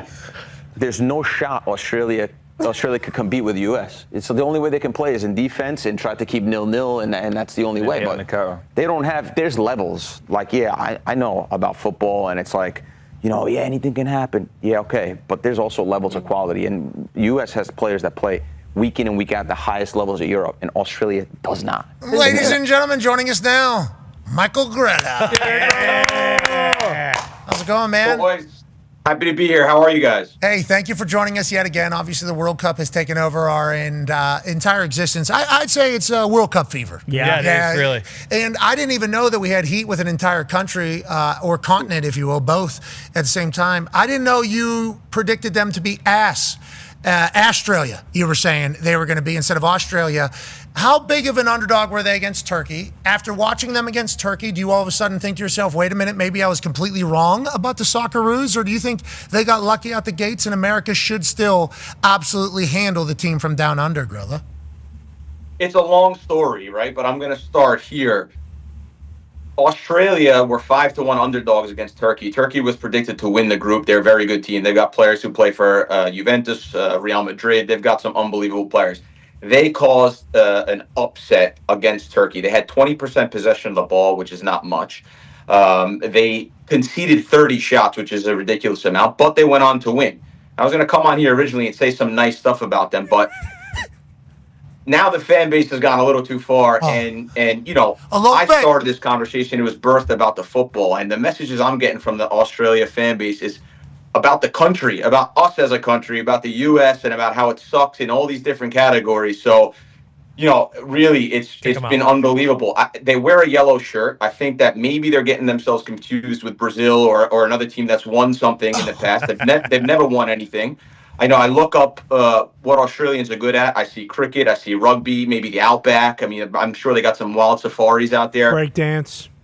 But on Friday, I think they're going to come into a team that it's a little bit more their time, that has a little bit more quality, like I've said before. And I think that we'll see a U.S. win. Okay, so Australia's attacking you personally and us as a country personally because you said they're going to be ass. I appreciate that from the Australians because that's what we would probably do if somebody was attacking our country. With that being said, I don't know if the Australians are necessarily the ones we just want to fist fight. I think they're all. Good thing we're playing soccer then. Yep. Yeah, you're right. Because then it's just. Then it's just. I gotta tell you something, Pat. I've played with Australian guys in the past. There's been some legends of the game that are Australian. I love Australians. I don't think I've ever met a soft Australian. They're tough, right? They've got a game that's called Aussie Rules that is incredibly physical. But I'll tell you one thing: they are. It's insecure. It's insecure about football, and it's insecure about Friday night because I think they're in for a rude awakening. I think there's going to be a massive reality check in this game. I mean, the odds tell you everything you need to know. They're 4.5-1 underdogs, and They got the first win against Turkey. Yeah, they played fantastic. Irankunda scored a goal. I'm a big fan of Irankunda. We cover him here at CBS. But the reality of the situation has to kick in on Friday night, and I think it will. And I got to tell you something, Pat. I am coming after everybody if they win that game. Oh, really? Twitter fingers going crazy to all of Australia if something goes great for the United States. I agree with everything you're saying about this United States team. You talked about the levels to this thing in that particular takedown of the Australian team and their fans. I didn't know we had 9 guys? How many? 7 guys? 9 guys? How many guys do we have playing in we have 15 guys who are in top leagues. I saw that, but then 8 or 9 that have played in the Champions League. Gumpy was pointing out, oh, he's Crystal Palace, that guy's at Fulham, that guy's at Juventus, that guy's at this. It's it's never been like that for America. Is it because we are learning at a younger age to send Americans overseas? Is it because our academies here in America are starting to do more? What are your thoughts on why we've gotten to this point? And is it only going to grow for our country, Gorilla? It's going to grow, and I think we've seen that. And we're seeing Americans now compete at the highest level, which we never saw before, right? Clint Dempsey, who I love, is a good friend of mine. He was the best to do it for me in the United States, and he was at Fulham, right? And they've kind of played Europa League, a little bit lower level. Now it's the norm that, our guys are playing Champions League, and not only playing Champions League, they're some of the best players in the Champions League, having some of the best performances, so that helps. You got to understand something here when you talk about Australian football and U.S. football. That's soccer, okay, just to be clear. Yeah, thank you, Jesus Christ. Australia called it soccer. Sorry, boys. Sorry. But the U.S. is on an upward trajectory, right?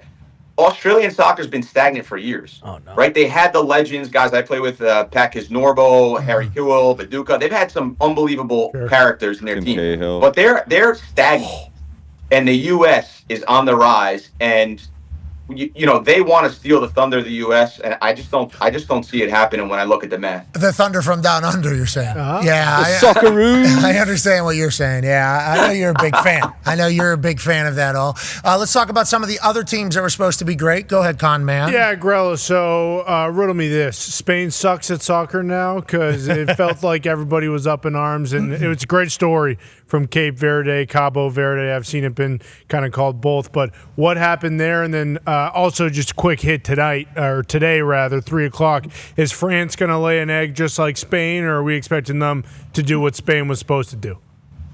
Listen, and again, I don't want to sound negative, and I don't want to be disrespectful to any country. No, but go ahead. Go ahead. For Cabo Verde, right? Cape Verde. And you look at Curacao, they're awesome storylines. I mean, they're the best. That's why we watch the World Cup. But ultimately, they're participation awards. It's the same thing for Australia, right? It's like they had an unbelievable result the other day, but they're not going to go deep in the tournament because you can't. Now, Spain and Argentina last World Cup, they lost their first games and then went on to win it. So, there's also a sort of a grace period in the group stage. Now 3 of the teams out of the 4, most third place teams out of the group are getting through. So we're not going to really see this tournament take place or take fold until maybe the round of 16 is when we'll start to see the big guns and the big boys come out and start to play. So I'm not worried about Spain. I'm not worried about any of these big teams going in. They've got the experience. They got the talent. The U.S. is the one that I'm most interested to watch. Are they gonna actually do something and make a deep run? And we're working off one game, but that one game, my God, that one game was good. And like I said yesterday on this show, they sent a message, man. They played it and they made that game personal. Go ahead, AJ. Yeah, Gro, getting back to Australia, you mentioned how their style of play, I guess. So they want to, you said that they want to pack it in. They want to make it a slow, cagey affair and make it very low scoring. Is that their plan? What do you think their attack will be when they face the U.S.? Yeah, credit to them. And I always say this about soccer in general is they know that they can't play toe to toe with most teams, right? And that's not a slander against them. That's just them understanding, look, this is the way we're going to be built. And they defend like dogs. They defend really well. They're hard, right? We talk about the Australian population, hard guys, smart guys. They're going to defend really well and try to hit on the counter. But at the end of the day, it's going to be hard to win a lot of football games with 20% possession of the ball, with conceding 30 shots. I don't know if you watched the goalkeeper the other day. He stood on his head.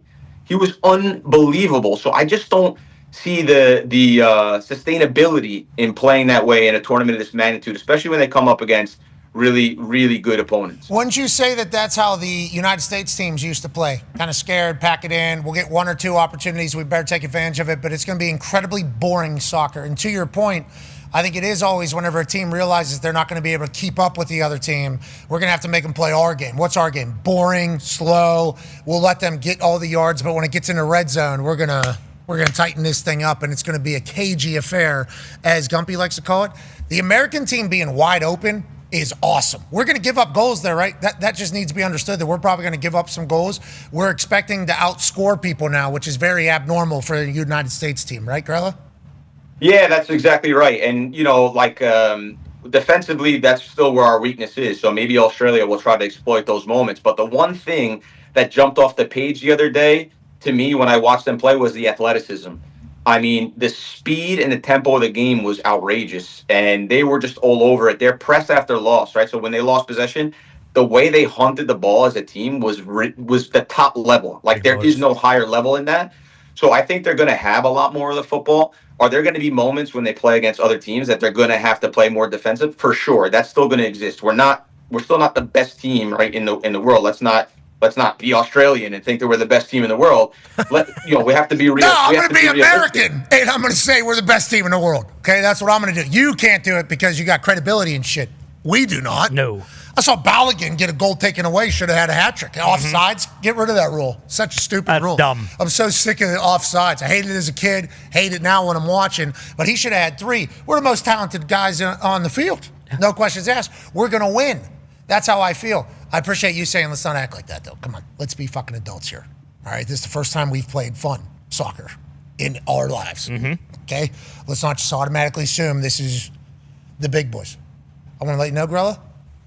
Yeah. We're the fucking big boys now. Yeah. We're the big engines. We're the big engines. You're the one that said it, not us. We're the big boys now. Okay? This is our game now. That is what I'm saying. Forever. Yeah, and Australia's about to feel that. Because they think Go ahead. I got to tell you, Pat, something, man. There's out there, and being American, you feel this. There's a lot of, I hate to say, there's a lot of jealousy going on out there, man. We've dominated all the other sports, and now there's just they don't want us to have soccer, And I think a lot of people are upset that we're pretty good, that we looked pretty good the other night. But let's see, as we go into the tournament, I think we have tools to go deep, and why not? Why can't the boys go deep? We just got forced him to everything say that. they need. We just kind of forced him to say the why not there. He didn't really want to because he said this ain't going until round of 16. If we were to make it to the round of 16, this place would be going. We'd be going absolutely outrageous. Australia would as well, which is why we got to respect it. Let's talk about the game against Australia on Friday because it feels like we are kind of strategizing the shit out of these things. Go ahead, Ty. Yeah, girl, it seems like we might have a tactic that no other country is prepared for because after the game, Paraguay's head coach basically said, Ponch deployed the Pentagon, and we absolutely shit the bed. We had no way to defend it. We didn't know what we were doing. I assume we're going to deploy that on Friday afternoon and that Australia's going to have absolutely no answer for it. Is that what we're expecting? I mean, is this just going to be an absolute onslaught, just a straight attack? I won't say blitzkrieg. We'll save that for the Germans whenever we see them in the quarterfinals, semifinals, championship match. But are we is this going to be a very similar play style, or are we going to have to kind of change things up a little bit? And can I add on that? Can you explain, what this strategy would be compared to in American football? Sure, because I don't know what that means. Yeah, because it does feel like we did out-strategize them, but what does that mean? And is there a comparison to any other sport that you could give us? They're going to give us a lot of real estate. They're going to play deep. They're going to play a lot of very similar to Paraguay. And people that are saying Paraguay, they're saying, oh, Paraguay was not good. Paraguay, they got through a qualifying round with Brazil, Argentina, Chile, Bolivia, really good teams, Colombia. And they were able to beat Argentina away from home as well. So Paraguay's pretty good. By the way, Paraguay are known for their defensive abilities and their physical capabilities. They looked like a pub team, Paraguay, in the opening match. And it's not because of Paraguay we're not good. It was because, like you guys are saying, they deployed this system where they are so high up the field and so in your face. And the second they turn the ball over, they go hunt in packs. They go hunt in 3 guys, 4 guys. So it's really hard to play against. Now, Australia is actually set up to play against that sort of system. So we saw it the other night. They didn't have a lot of the ball. We're not really involved in the game. But Idan Kunda, who's really quick on the counterattack, he's going to try to find the one weakness, the one moment with all the space behind, and he's going to try to find a way to hurt them. So you would probably compare them to any team in sports that's just a really solid defensive team. I'm trying to think back to some of the American football teams that just would keep low-scoring games and would win it with their defense. 2000 But that's Baltimore what Australia would have to do. And the U.S. are going to play rock and roll football again. I think they're going to go for it. I think they're up for it. I think they've taken this competition personal. I think this group in particular has taken a lot of criticism over the years, that they've been pampered, that they've been sort of luxury guys with talent and haven't been able to do it. Well, they showed the other night that they're gritty. I think they're going to show that the rest of the tournament. And I will be there Friday night, my God, with a rosary beads around my neck, praying that they get the result. Because if not, I think I'm a dead man.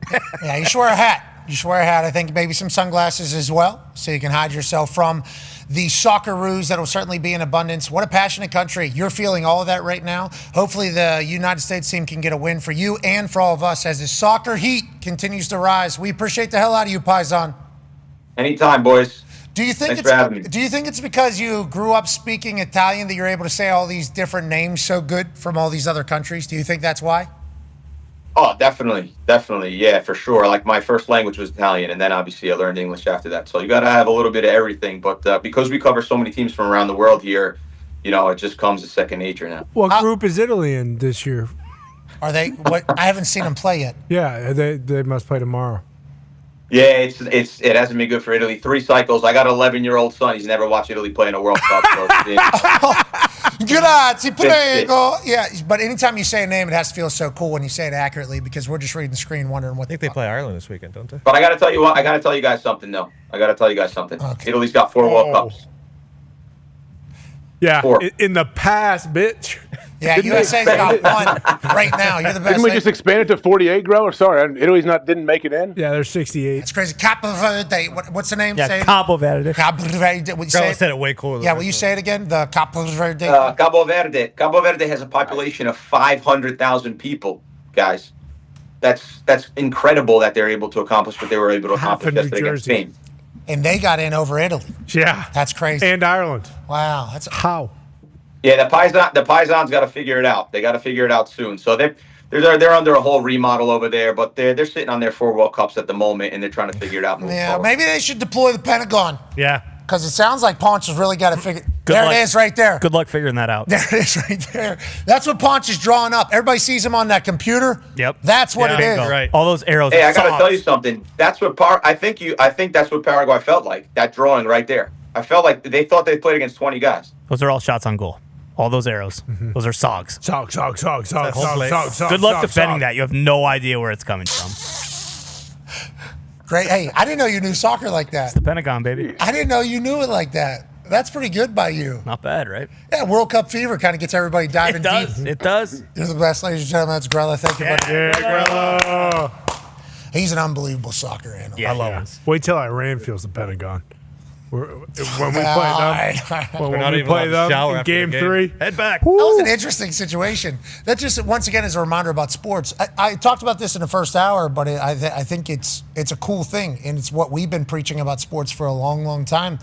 There's a bunch of world leaders talking about all this stuff that's going on in the world, and before the meeting started, they were not caught, but they were all still on hot mics as people kind of filed in.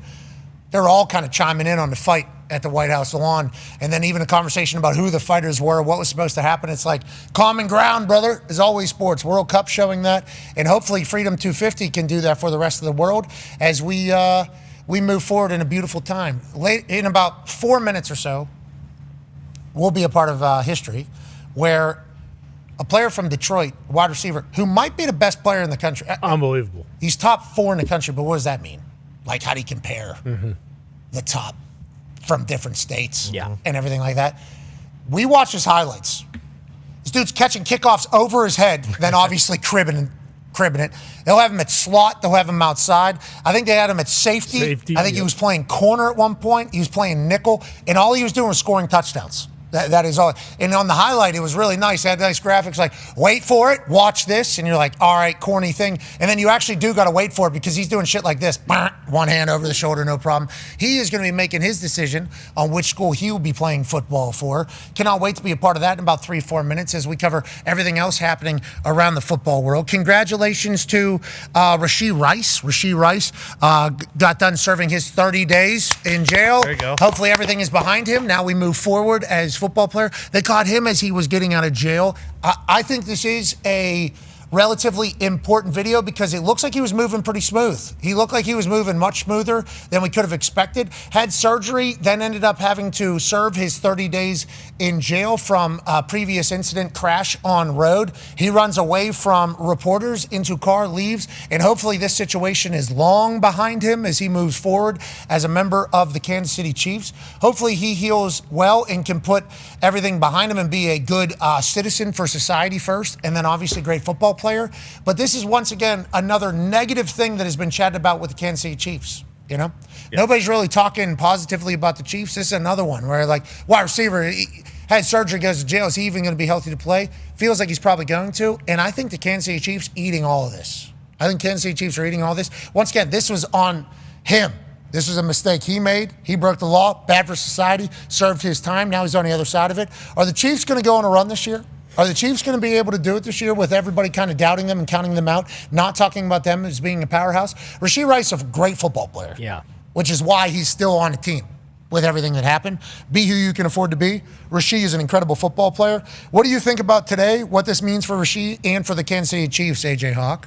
Well, I was glad to see him backpedal. I'm glad to see those guys holding the camera didn't trip him up and get hurt on the way out. But, yeah, it was good to see him smiling and running out of there. But I think you hit on something with the Chiefs. Like, it's a good thing for them that everyone is, like, speaking negatively or saying, oh, they're washed, they can't do it anymore. It is, we say all the time on the show, it's wild how you can go from, oh, these guys are unbeatable, they're the greatest, it's a dynasty, to, okay, boom, they're done, you write them off forever. And I feel like a lot of people have written off the Chiefs. And with Patrick Mahomes, what we're hearing about his recovery and how healthy he is, and imagine how driven he is. We know they have the talent. And I just think with Andy Reid and Patrick Mahomes there, you always have a chance. And this year, they should absolutely make a run. Yeah, I'm excited to see what the Chiefs are. Once again, we are not saying that he did not do this to himself.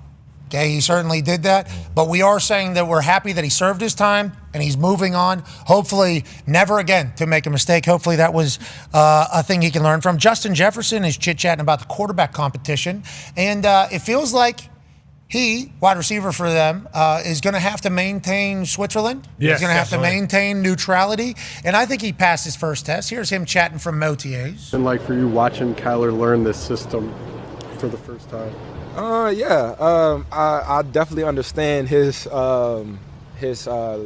like just difficulty of understanding some things just because this offense is difficult, and especially going against our defense, seeing the different coverages, seeing the roles, the disguises that our defenses do, it's really going to help him out when the season comes if he's the starting quarterback. So it's just all about coming out here and just trying to get better every single day, and for him understanding the playbook as much as he can. And obviously as the quarterback and as the main position, he has to learn top tier and learn what everybody has to do on every single thing.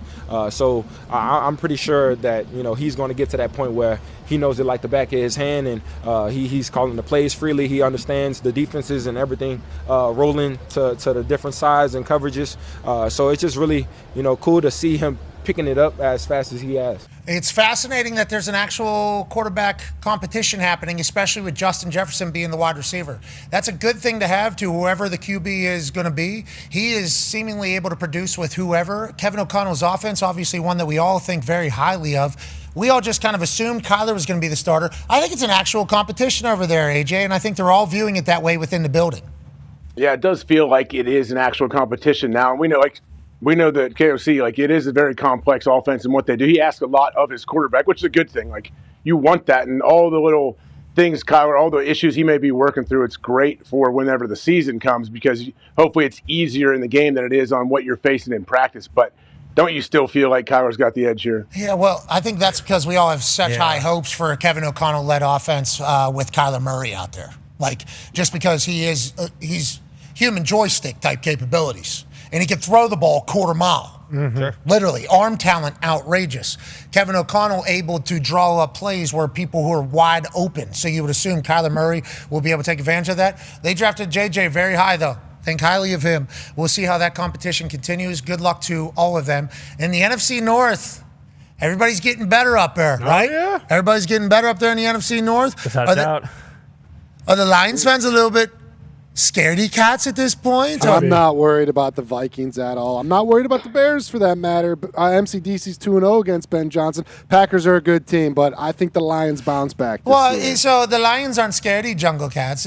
Are the Packers not cheeseheads, but freeze heads, as they've been frozen out of the NFC North because they're no longer talked about as the kings of the North? The North might be coming, but is that the Chicago Bears now? Whoa. Oh, no. Packers kind of... Are they the worst team? No. Yeah, no, you can you answer it yourself. They're not. And once again, it's one of those things I don't give a shit about winning the NFC North. Like, that's great. I'm trying to win a fucking Super Bowl. Okay. So, whether that's as a wild card team or winning the division, obviously you want to win the division, but no, I ain't scared of the fucking Minnesota Vikings. Okay, I'm happy to hear that. Oh, there you have it. You have to eat your words. No one else is either. Are they still the Chicago Bears? Oh, yeah. yeah. Are they still going by that? I think they are, yeah. Okay. Yeah, still the Chicago Bears, even though they're going to be in Indiana soon. And shout out to our state for doing that. Excited to have 2 NFL teams here. And obviously the Chicago Bears might be the kings of the North forever. Caleb Williams just getting comfortable in Ben Johnson's offense. Wait a minute. Are they doing things right there? We shall see. Speaking of doing things right, we must be doing something right, that we get an opportunity to be a part of magical moments and massive moments for athletes across the country. We are so incredibly thankful that we get high schoolers to tell us and ask us if we will be a part of their day deciding where the hell they're going to continue their sports careers at. Ladies and gentlemen, it's time for somebody to change the trajectory of not only their family, but a school somewhere. It's time for another commitment.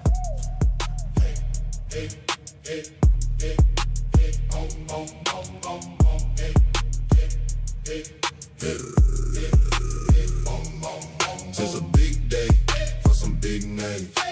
Locking in the play in some big games. It's a big day for some big names. Locking in the play in some big games. Where you going next? Recruiting is like chess. Got a 4D if you wanna be the best. Announce it on the show. Where you gonna go? Everybody waiting, they all wanna know. It's a big day for some big names. Locking in the play in some big games. It's a big day for some big names. Locking in the play in some big games.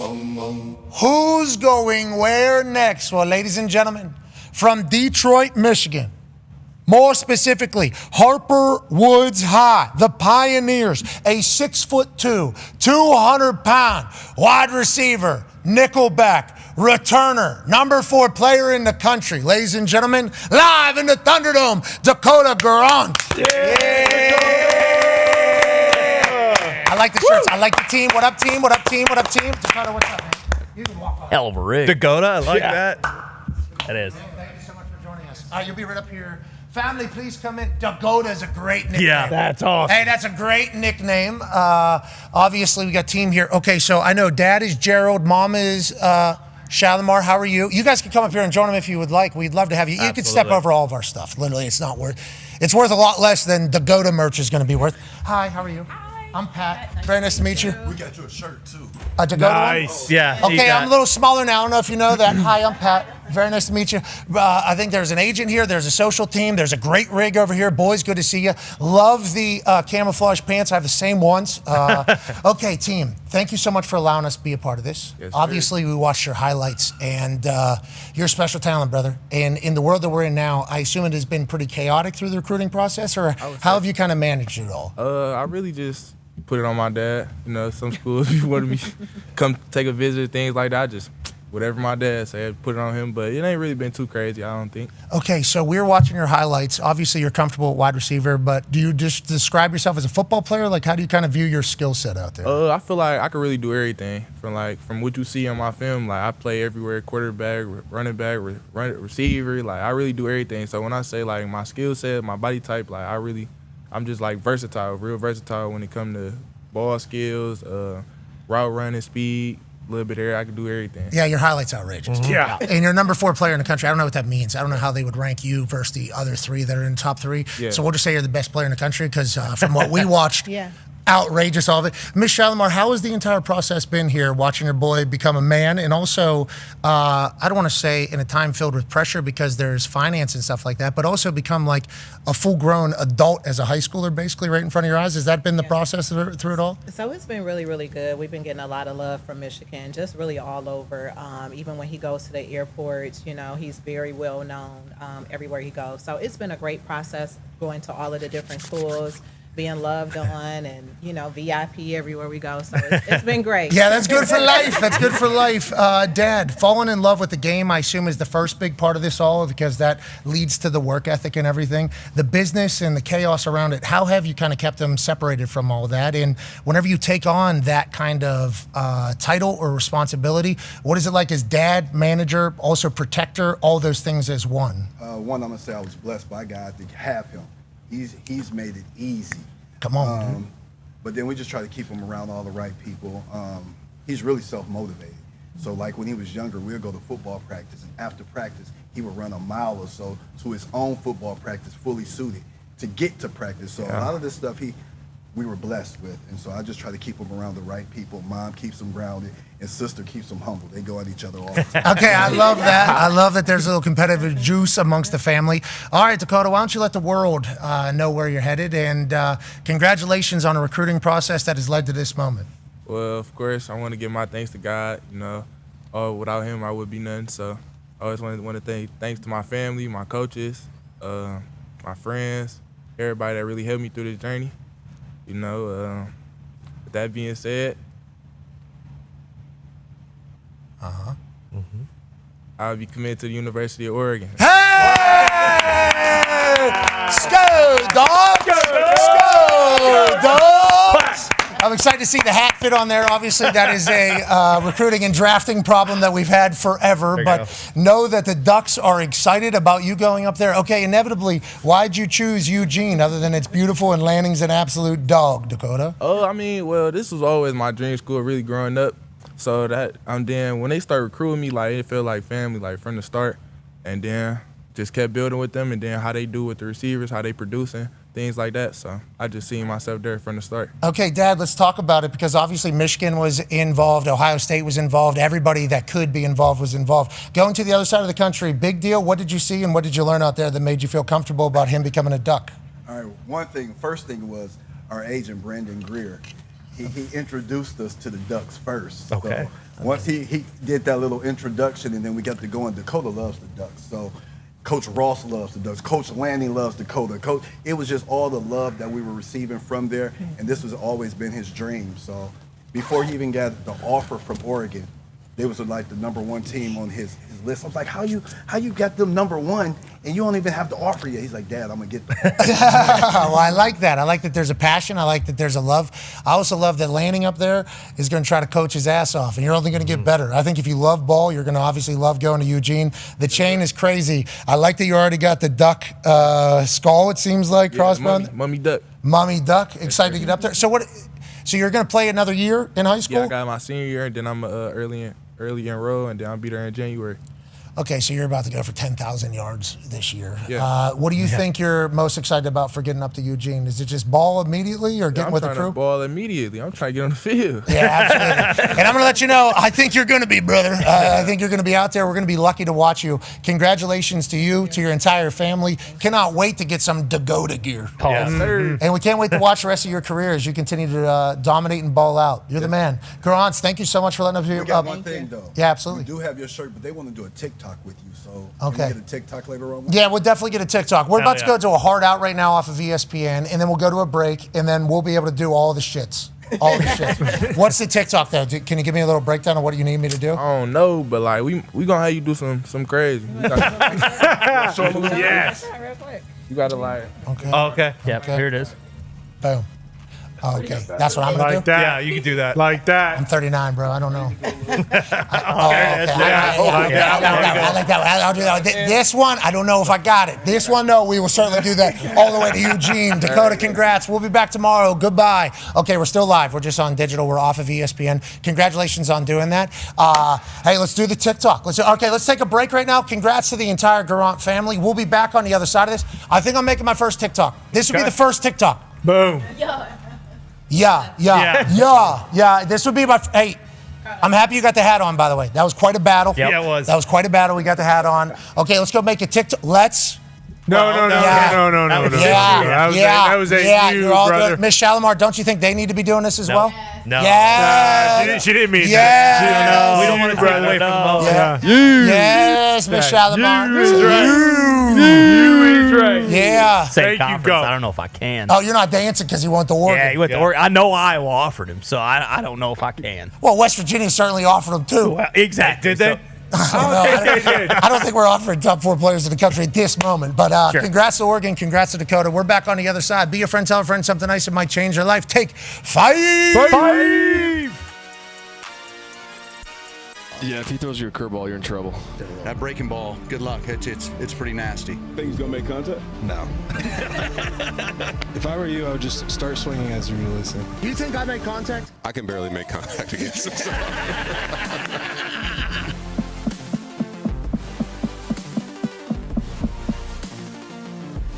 Fight a bingo, 25 grand.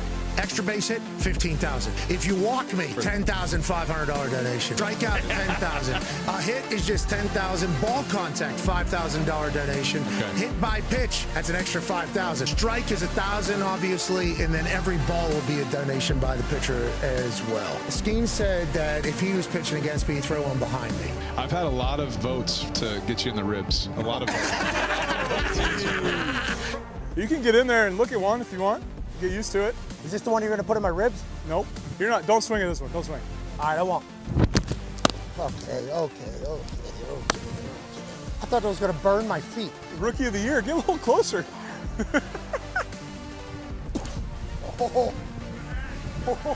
Just got a cramp in my left chest. All right. No balls, no strikes. Yeah, okay.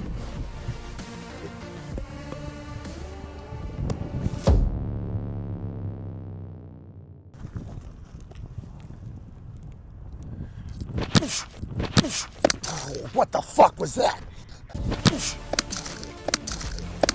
What the fuck was that?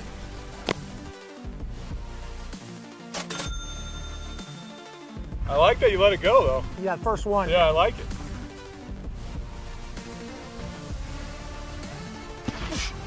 Oh, foul tip. Foul tip.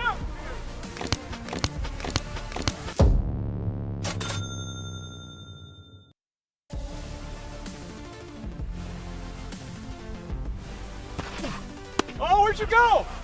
Pat, where'd you go?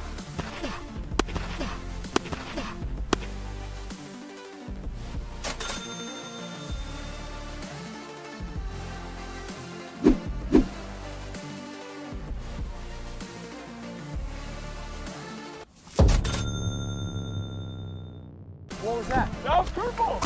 That was a strike. Oh, it's right there. Hey, thank you for your donation. Kershaw's challenge is forever grateful. So what was that? You just threw fast? Fast, curve. Oh, where'd you go? And what else do you have? I have a slider. Fuck. This is guy number 2. I'm bad number 2. Yeah, I got a different attitude, this guy. Okay. I don't like what you're doing with the strike zone.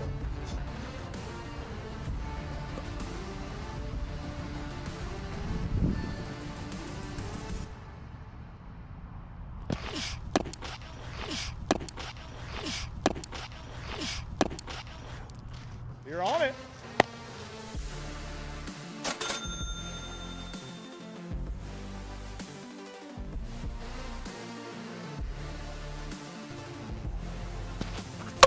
Oh, foul ball!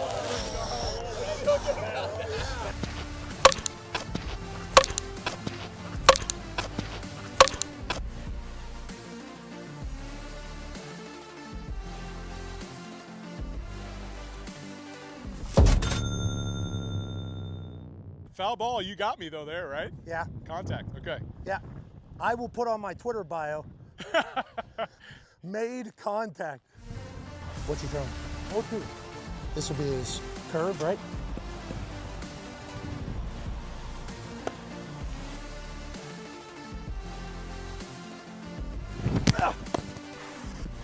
That's all I got right there. Yeah, I saw it.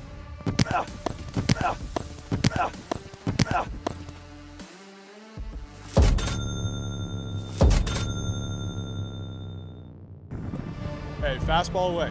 All right? Over here. Maybe. I mean, you never know, but I'm going to try. Fastball away.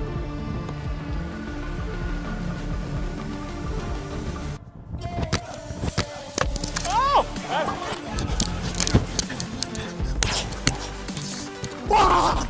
I think I got it. I think I got it. I think I got it.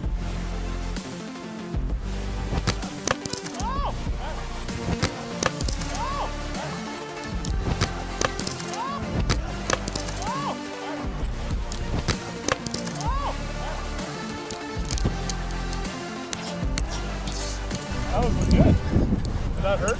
Yeah. You got jammed. Thank you, dude. We'll count that as a single. Infield single.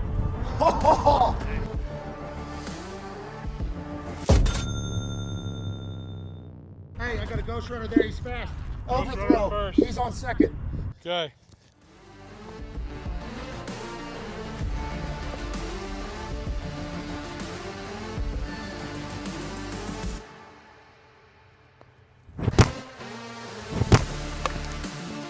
I got it! Oh.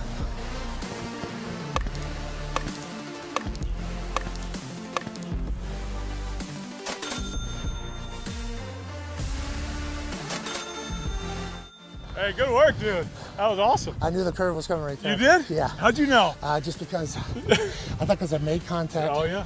You read You're my like, mind. all right, let's fucking make a meet Yeah, one. Yeah. you got it. You told me fastball away. Yeah, it cut in a little. You got jammed, but contact. Like I was aiming away through a two-seamer, and it's supposed to kind of run, but it kind of ran the other way. I didn't think about the punch-out pitch. Like I was sitting there. Yeah. I'm like, he's up 0-2. You're definitely gonna hit me with something. Oh, where'd you go? Good catcher got you there. I think I got on base. That's an infield single. You know it. You had enough of those. Did you see his face? He said, I don't know. I don't know about If that's that. real, he said. Mookie's good shortstop, from what I remember. I'll give you one hit. Give you one hit, one foul ball, and then I did catch. Does that count? Does that count your foul ball? The catch definitely counts as a two for there. Okay, there's a few swing and misses. A lot of swing and misses. So yeah, you just let me know. We appreciate you Yeah, being a great thank American. you, man. Good luck. Thank you.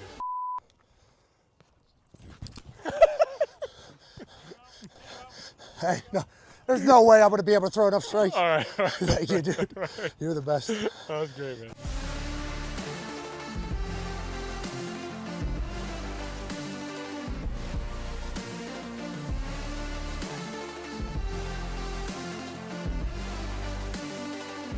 Belle Sessions, who got here at 3 a.m. this morning, was the winner. Her ticket was pulled, and you thought to yourself immediately, what, Belle? I knew I couldn't do it, and he was next to me, and he said that he could, so we're splitting it. Okay, so Belle Sessions made the decision to talk to my man, Henry Silver, who Henry got here yesterday at 6 p.m. He's been waiting for this moment. Now, Henry, you told her that you could make it. Why do you think that's the case? Have you ever kicked a ball before? I've kicked the ball before. I've played soccer my whole life. I think I can do it. This kick is for $150,000. You said you would split it in half, right? Okay, so let's make it $200,000. If you make it, you will both get $100,000. Where are you from, Henry? I'm from Fishers, Indiana. Who's your favorite NFL team? The Colts? Hell yeah, dude. Hell yeah. Come on, bro. Hell yeah. To hell with the Falcons. That was rude. They didn't deserve that. I like that. Henry, 33 yards, $100,000 for you, $100,000 for her, $200,000 to hurricane relief, $400,000 on the line. Henry, are you ready? Of course. Have you ever said anything bad about kickers? Of course. Shut up. Let's go. Now, here in Athens, Georgia, it would be beautiful if $400,000 would be up for grabs. Why don't we double it because the Georgia Bulldogs. So, $800,000 kick right here, Henry. But what I want to let you know is you're not getting a second opportunity. I don't care if this entire place starts chanting for a second kick. One kick, 800,000 racks, 400,000 to Hurricane Relief, 400,000 to you two split, 200 grand each. Henry Silver from Indiana for Bell Sessions. Let's go, Henry! Oh my!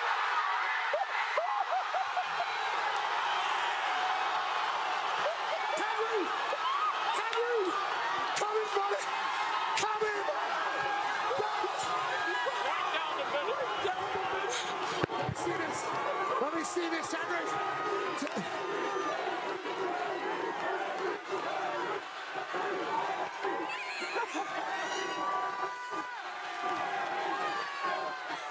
That was amazing.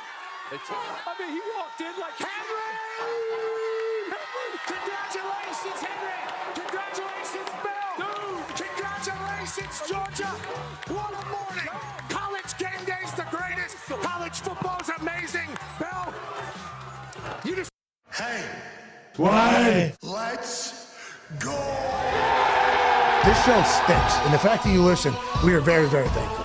McAfee on the line with a gorgeous assist. The all-time leading tackler for the Green Bay Packers. You pig! Damn it! Be a friend, tell a friend something nice could change their life.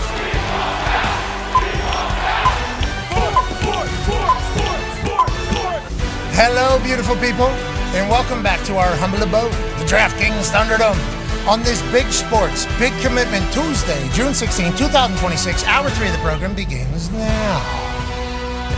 Sports provide such awesome things.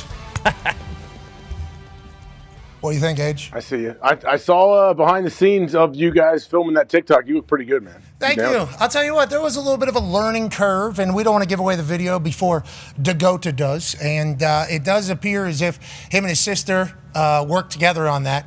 She's got a lot of, he's got a lot of, hey, Yeah, that's a good team. That's good. We watched kind of the brainstorm situation happen. Never been a part of any of the TikToks. First time ever done any of those trends or dances. And I'll tell you what, no better time to do it than Dakota. That's right. He's a stud. Like his, and he's thick. Oh, yeah. He's like, built well. and he talked off air, we talked about, he said, you didn't bring up me kicking. He kicks. Kicks field goals, kicks off. Yeah. Has 4 tackles last year, I think, or this past season, had 4 tackles on kickoff. Obviously, he has pick sixes whenever he's playing defense. He's 6'2", 200 pounds right now. That's going to become, what, 6'2", probably 210? Probably shredded up. Easy. Yeah. Real quick. Yeah, and he's got a work ethic, too, I do believe, from my understanding, because he's super competitive. You could tell that very quickly. There was a little shooting competition that took place between he and I in here. Obviously, one of us is an adult, shoots NBA threes on a regular basis, but I will certainly remember that forever as we watch his career blossom into whatever it is. It was an honor for them to come down here. Thankful for that. Talks the tables here at Bus Connor, at Ty Schmidt. One half of the Hammer, Dahn. Cowboys AP Tone is here, and that is AJ Hawk. Hawker, I don't know if you're following along with MLB right now, but remember, Pete Crow Armstrong had a situation up there in Chicago where somebody was in the outfield and he missed the catch. They said something, and he responded with just 3 words. Very powerful words. And then he went into a bit of a slump as the world kind of watched his downfall and celebrated almost the fact that this guy was kind of losing it a little bit publicly and also at baseball. He had been on our show multiple times. We are big fans of his, but we did see that he was having a little bit of a drop in production. Well, don't worry about that anymore. Guy's got the #1 WAR in the entire MLB, which is wins against... wins above replacement. Wins above replacement, which means if he was not to play, how many wins would they have? Well, he obviously is #1 in the league for most valuable player, I think is what this would mean. And last night he hit for the cycle. So, Ty Schmidt, you're telling me the PCA is all the way back. He's the best player in baseball. He should be the MVP because this WAR stat and that PCA is leading this Cubs team maybe to another title? I would not say that. That he has the highest WAR in June currently. So, like you mentioned, he was slumping a bit at the start of the year. But, yeah, anytime you're hitting for the cycle, and he did it in reverse order, which is pretty sweet. Hit a homer, then hit a triple, then a double, then a single, then promptly got picked off after a single. But who gives a shit? A cycle is about as rare as a no-hitter. So you'd think that, man, this actually probably happens a decent amount of time. It really doesn't. It's very hard to do all of those things. So, yeah, PCA's heating up at the right time. It was weird because he wasn't playing very well when the Cubs were one of the hottest teams in the majors, and then they went on a huge slump. But they're going to need him if they want to do what they need to do. And, yeah, PCA, I mean, defensively, he's always been a stud. But once his bat comes around, like, he is truly one of the most exciting, best players in baseball. And anytime, we have a friend of the show who's slumping a little bit, it's nice to see them break out of the slump, and doing that with a cycle at home, no less, is incredibly tough to do. AJ, I sent him a text when he was in the middle of his slump. Still have yet to hear back. Don't know if that was necessarily the right move, but it is good to see him out of that. What do you say? Like, hey, keep on fighting, bud. Like, what do you say? I just say, hey, brother, dog's literally in your DNA, so don't worry about anything. Cheers. One of those. I think he read it. He saw it. Maybe he wasn't opening his phone much at the time, but it was hot. It was hot in the kitchen. Very much so. Oh, yeah. It was really hot in the kitchen. So anytime he has success, especially after that time, we are incredibly pumped for him. Let's talk a little bit about the wins above replacement leaders. Jet Passon put it out there. Shohei, 5.1. Jeez. This guy. There is no replacement. No. Wins above replacement. You could go back in time and get Babe Ruth. Maybe for a couple games, there is no replacement. Bobby Witt Jr., obviously his glove is dynamic, and I assume he's hitting well. Yeah, he's very good at the plate as well. Miz. Sure. Same deal. Healthy.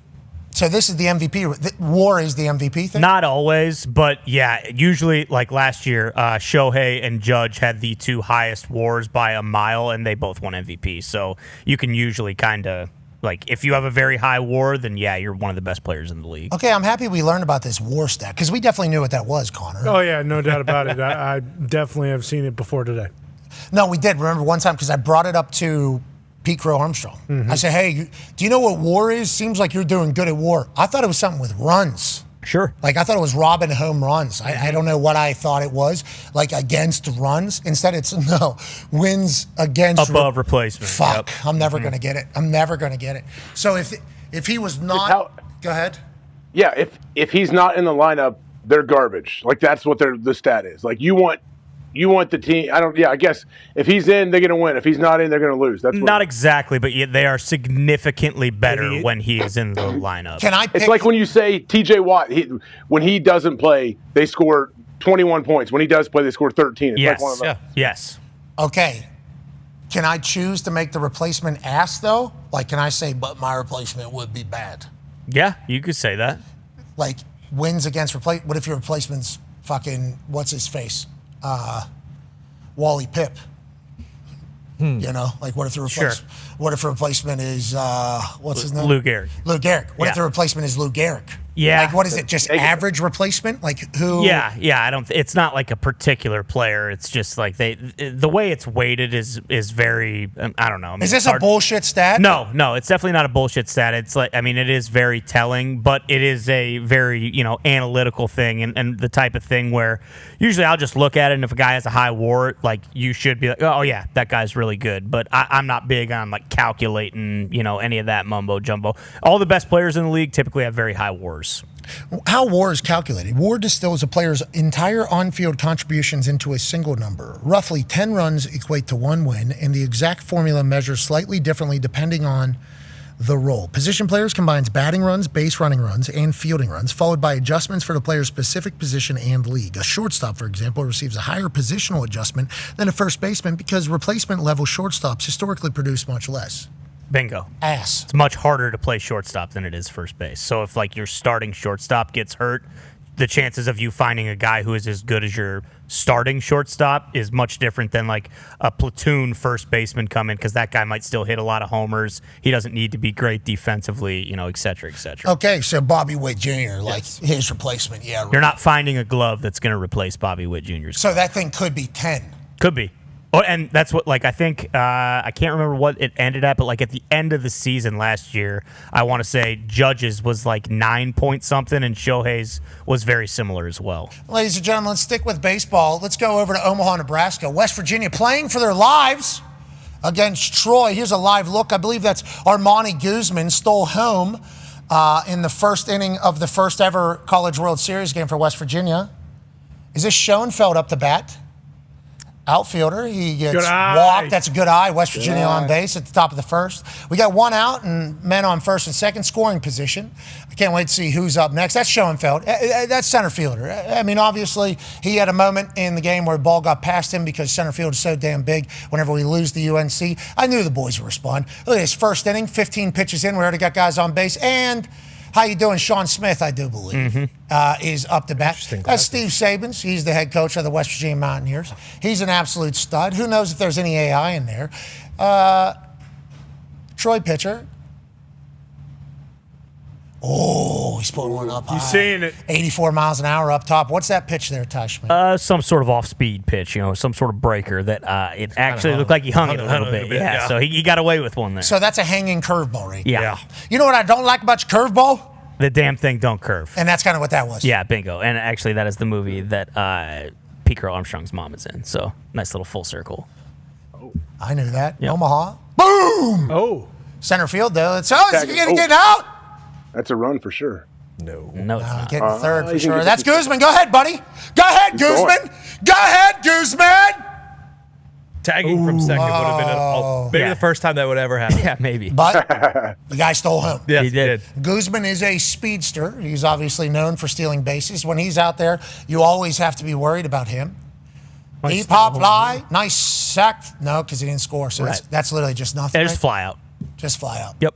Doesn't get credit for moving Guzman to third. Good piece of hitting, move the runner over, but no. Can you only tag one guy? No. They both could have tagged. Yeah. Kind of put him in a little bit of a position there. Because if you tag there to second, maybe Guzman gets home. Yeah, mate, you very, very rarely see a guy tag up from first base going to second. You very rarely see Guzman. I mean, this Guzman guy. Steal home here. Well, Guzman's the best baseball player of all time. They're saying on the... No one has ever said that. This guy's from Centerville, Ohio. He's good. Is he really? Yeah. Matthew Graves? Oh, he's taking big hacks. This guy's an elk, AJ. It's a big at bat. Looks good. He looks good. I like the face paint, obviously, understanding that the sun in Omaha could get you a little squinty. You know this guy, Age? No, I'm not aware, actually. Matthew Graveline. Sure. Guzman here, number 5, who's on third, has stolen home already. Keep checking back that way. Guzman's going to make you pay for it. When the ball goes to first base, Guzman can technically go. Oh, yeah. Do it again, pal. Good. You're dancing with destiny here, pal. Cooper Ellingworth, who he loves that four-seam fastball. Coop here, 0-1, 1 strike. 18th pitch already, only. Oh, great eye. Great. That's a good pitch. That's Centerville eyeballs right there, AJ. Your thoughts on Graveline letting that one go and maybe Coop not being able to hit the damn strike zone? Yeah, that's Graveline over in the barn where they have the pitching machine. He grew up in that thing, so yeah, we know he has great discipline at the plate. That's right. Love Centerville. Ooh! That was a meatball. Great cut. Yes, it was. Great cut. Yes, it was. Eye on the ball side. Hey, listen, right down the middle. You need to hit that. Next one that comes like that thing's gone, Ty. Graveline we don't need to be hitting a 3-run homer. Come on, you got to duck on the pond. Just fucking put it in play, Graveline. No, he's from Centerville. You think he's hitting for bases? Yeah, right. He's hitting for that wall. As we get on second, Joe Schoenfeld steals second. Yeah, that's a given. Because there was 2 outs. They're never going to throw it down to second with a guy on third. Especially a guy like Guzman, who's very fast. Now you drive one in the gap and drive them both home. Bingo. Let's see what Graveline does. Single should do it. 2-2 count, top of the first. Are they going to get on the board? That's full great count. eye. Jeez, what discipline. That's What a full discipline count. they All have. of a sudden now, Coop's got to work a little bit. Catcher got crossed up. Got away with one there. Yeah, he did. 22 pitches already. In the first inning, here, 2 outs. I don't like that they're looking at their stupid. I hate that in wrist college things. baseball more than anything. Every single pitcher They're wearing wears one. Apple Watches like, hey, throw a fastball. Oh, chopping away, staying alive. Way to fight. Way to fight. I think Coop goes back to the curveball here, you think? It looks like he is more comfortable with his curveball than he is with any other pitch at this point. Putting him on first doesn't hurt you either. So No, you it could doesn't. throw a breaking ball in the dirt. Yeah, because who cares? Or maybe you throw a high fastball because this guy is trying to hit a homer very clearly. So maybe you try to, entice him into swinging at a high fastball. Coop goes with fastball right down the middle. Jeez, great. What a great at He bat. likes that What pitch. a great at bat. You think Fastball right down the middle. You think the Centerville, Ohio native is just trying to make this Cooper guy work for it a little bit? Yeah, I think at top of the first, we're going to make him waste all of his best pitches here in the first. Reading an apple. So who's signaling in the pitches? Coach. The managers? Yeah. Coach is texting Weird. it to him. Graveline, full count. 2 outs. That's what you live for. Oh, great. Pache! Challenge that. Graveline thought that was a ball, was taking off his equipment. Let's go was. watch the rest of this game, shall we? Hell yeah. That was a ball. We appreciate you all so much for allowing us to do this for a living. The Centerville, Ohio native seemingly got screwed, says A.J. Hawk. Cooper gets out of a jam. 0-0 as we head into the bottom of the first. West Virginia, Troy in an elimination game to see who will face North Carolina to maybe make it to the finals of the College World Series. Obviously, World Cup is happening all day. We believe that We will win. we believe that. We believe that Leo. We believe that Leo in Argentina Oh, okay, gotcha. Yeah. will win Win and score. and score. We believe that Leo. We believe that Leo will win in Argentina will win and score. We believe that. We believe that Leo in Argentina will win and score. Get it, AJ? It's catchy. I got it. Yeah, he still should be playing for the U.S. We know that. Yes. Couldn't cut it. Where's he pay taxes? Where does he pay the majority of his taxes? That's the question. I would assume, I'm not going to say it. I don't know what he's doing with his money. I assume it's parked somewhere. I was though. going to say, didn't he have a bit of a hang up on that a couple years ago? Yeah, I don't thanks think- for was a bringing that up. Barcelona I don't think you wanna problem. bring that up, AJ. I didn't know that. My bad. I didn't know his, idea. think his papa went to jail. Listen, you got to, taxes will get you no matter what they are. And we understand that Lou Messi is an Argentina star. Yeah. We understand that. We're just wondering. He's in America a lot, selling out a lot of stadiums, eating our groceries Yeah. Bingo. in our kitchen. Cooking our bacon. Huh? Messi needs to play his 7th World Cup for the United States of America in 4 years from now. Yep. Just like Reamer's doing. Do what Reamer's doing. Just put the C on. Yep. And they can come in second this year. Okay, Argentina can come in second. In Yeah, it'd be a good effort. Winner gets Messi. I like that. See? Now we're making soccer better. This is what soccer people have been wanting from us. Yep. His future bloodline, more importantly. Little He's Lou. old. He's old. He will be an American, though, I do believe, right? His kids are going to go to school in the U.S. Will little Messi be an American, you think, or will he play? Where is he born? He's Where's he got born? dual citizenship for Argentina. sure. Probably Spain. The kid was He's born in got a US Argentina? got a U.S. passport, too, I bet. Better We need make to start looking into this. He lives in Florida. What age do you need a passport? All ages or 0, yeah. Yeah, all. okay? Gumpy knows. Be a friend, tell a friend. A little bit too well. It's not just passport you need to. Yeah, a lot of things now at this point. We got to. Barcelona's where all his kids are born. Figured. Doesn't matter. They There live a while around. here. Yeah, Dual Barcelona citizens. sucks. They're going to be speaking English. Three-horse race: Spain, Argentina, and here. We would like to let the little Messis know that we love to have them. And wait till they see the way our team plays in the finals. Exactly. Aren't his sons' names like Dave, Jim, and Yes. and very Americanized? I Edward. believe. Yeah. I think so. I don't think they're calling Sure? him Tiago Teddy. I don't Eddie know. Messi? I think they, Yeah. they Edward. do. Little Eddie Messi. 2 tickets to paradise. Yeah. Yeah. R.I.P. Kicking and screaming. Be a friend, tell a friend something nice might change their life. Soccer people are going to hate today. Yeah. But guess what you're going to hate? Not the Aussies. Yeah. America dancing with the cup. hate Then Yeah. fucking beat us then. You know what? I'm going to start something starting today. Okay. What we got? Can you kick one in? Do you want that? I'm going to try. I'm going to give, no, not yet. It won't work anyway, so. $20,000 Okay. in increments of $500 if I'm able to kick this ball into that hoop right over there. Here we go. It'll just be one attempt a day Okay. until the end of the World Cup. Yeah. Boom. Okay. About a month left. Here we go. We will count this as universe ball, Okay. not just one, the entirety of the series. Yeah. Sure. For if United States can win a World Cup or not. Okay.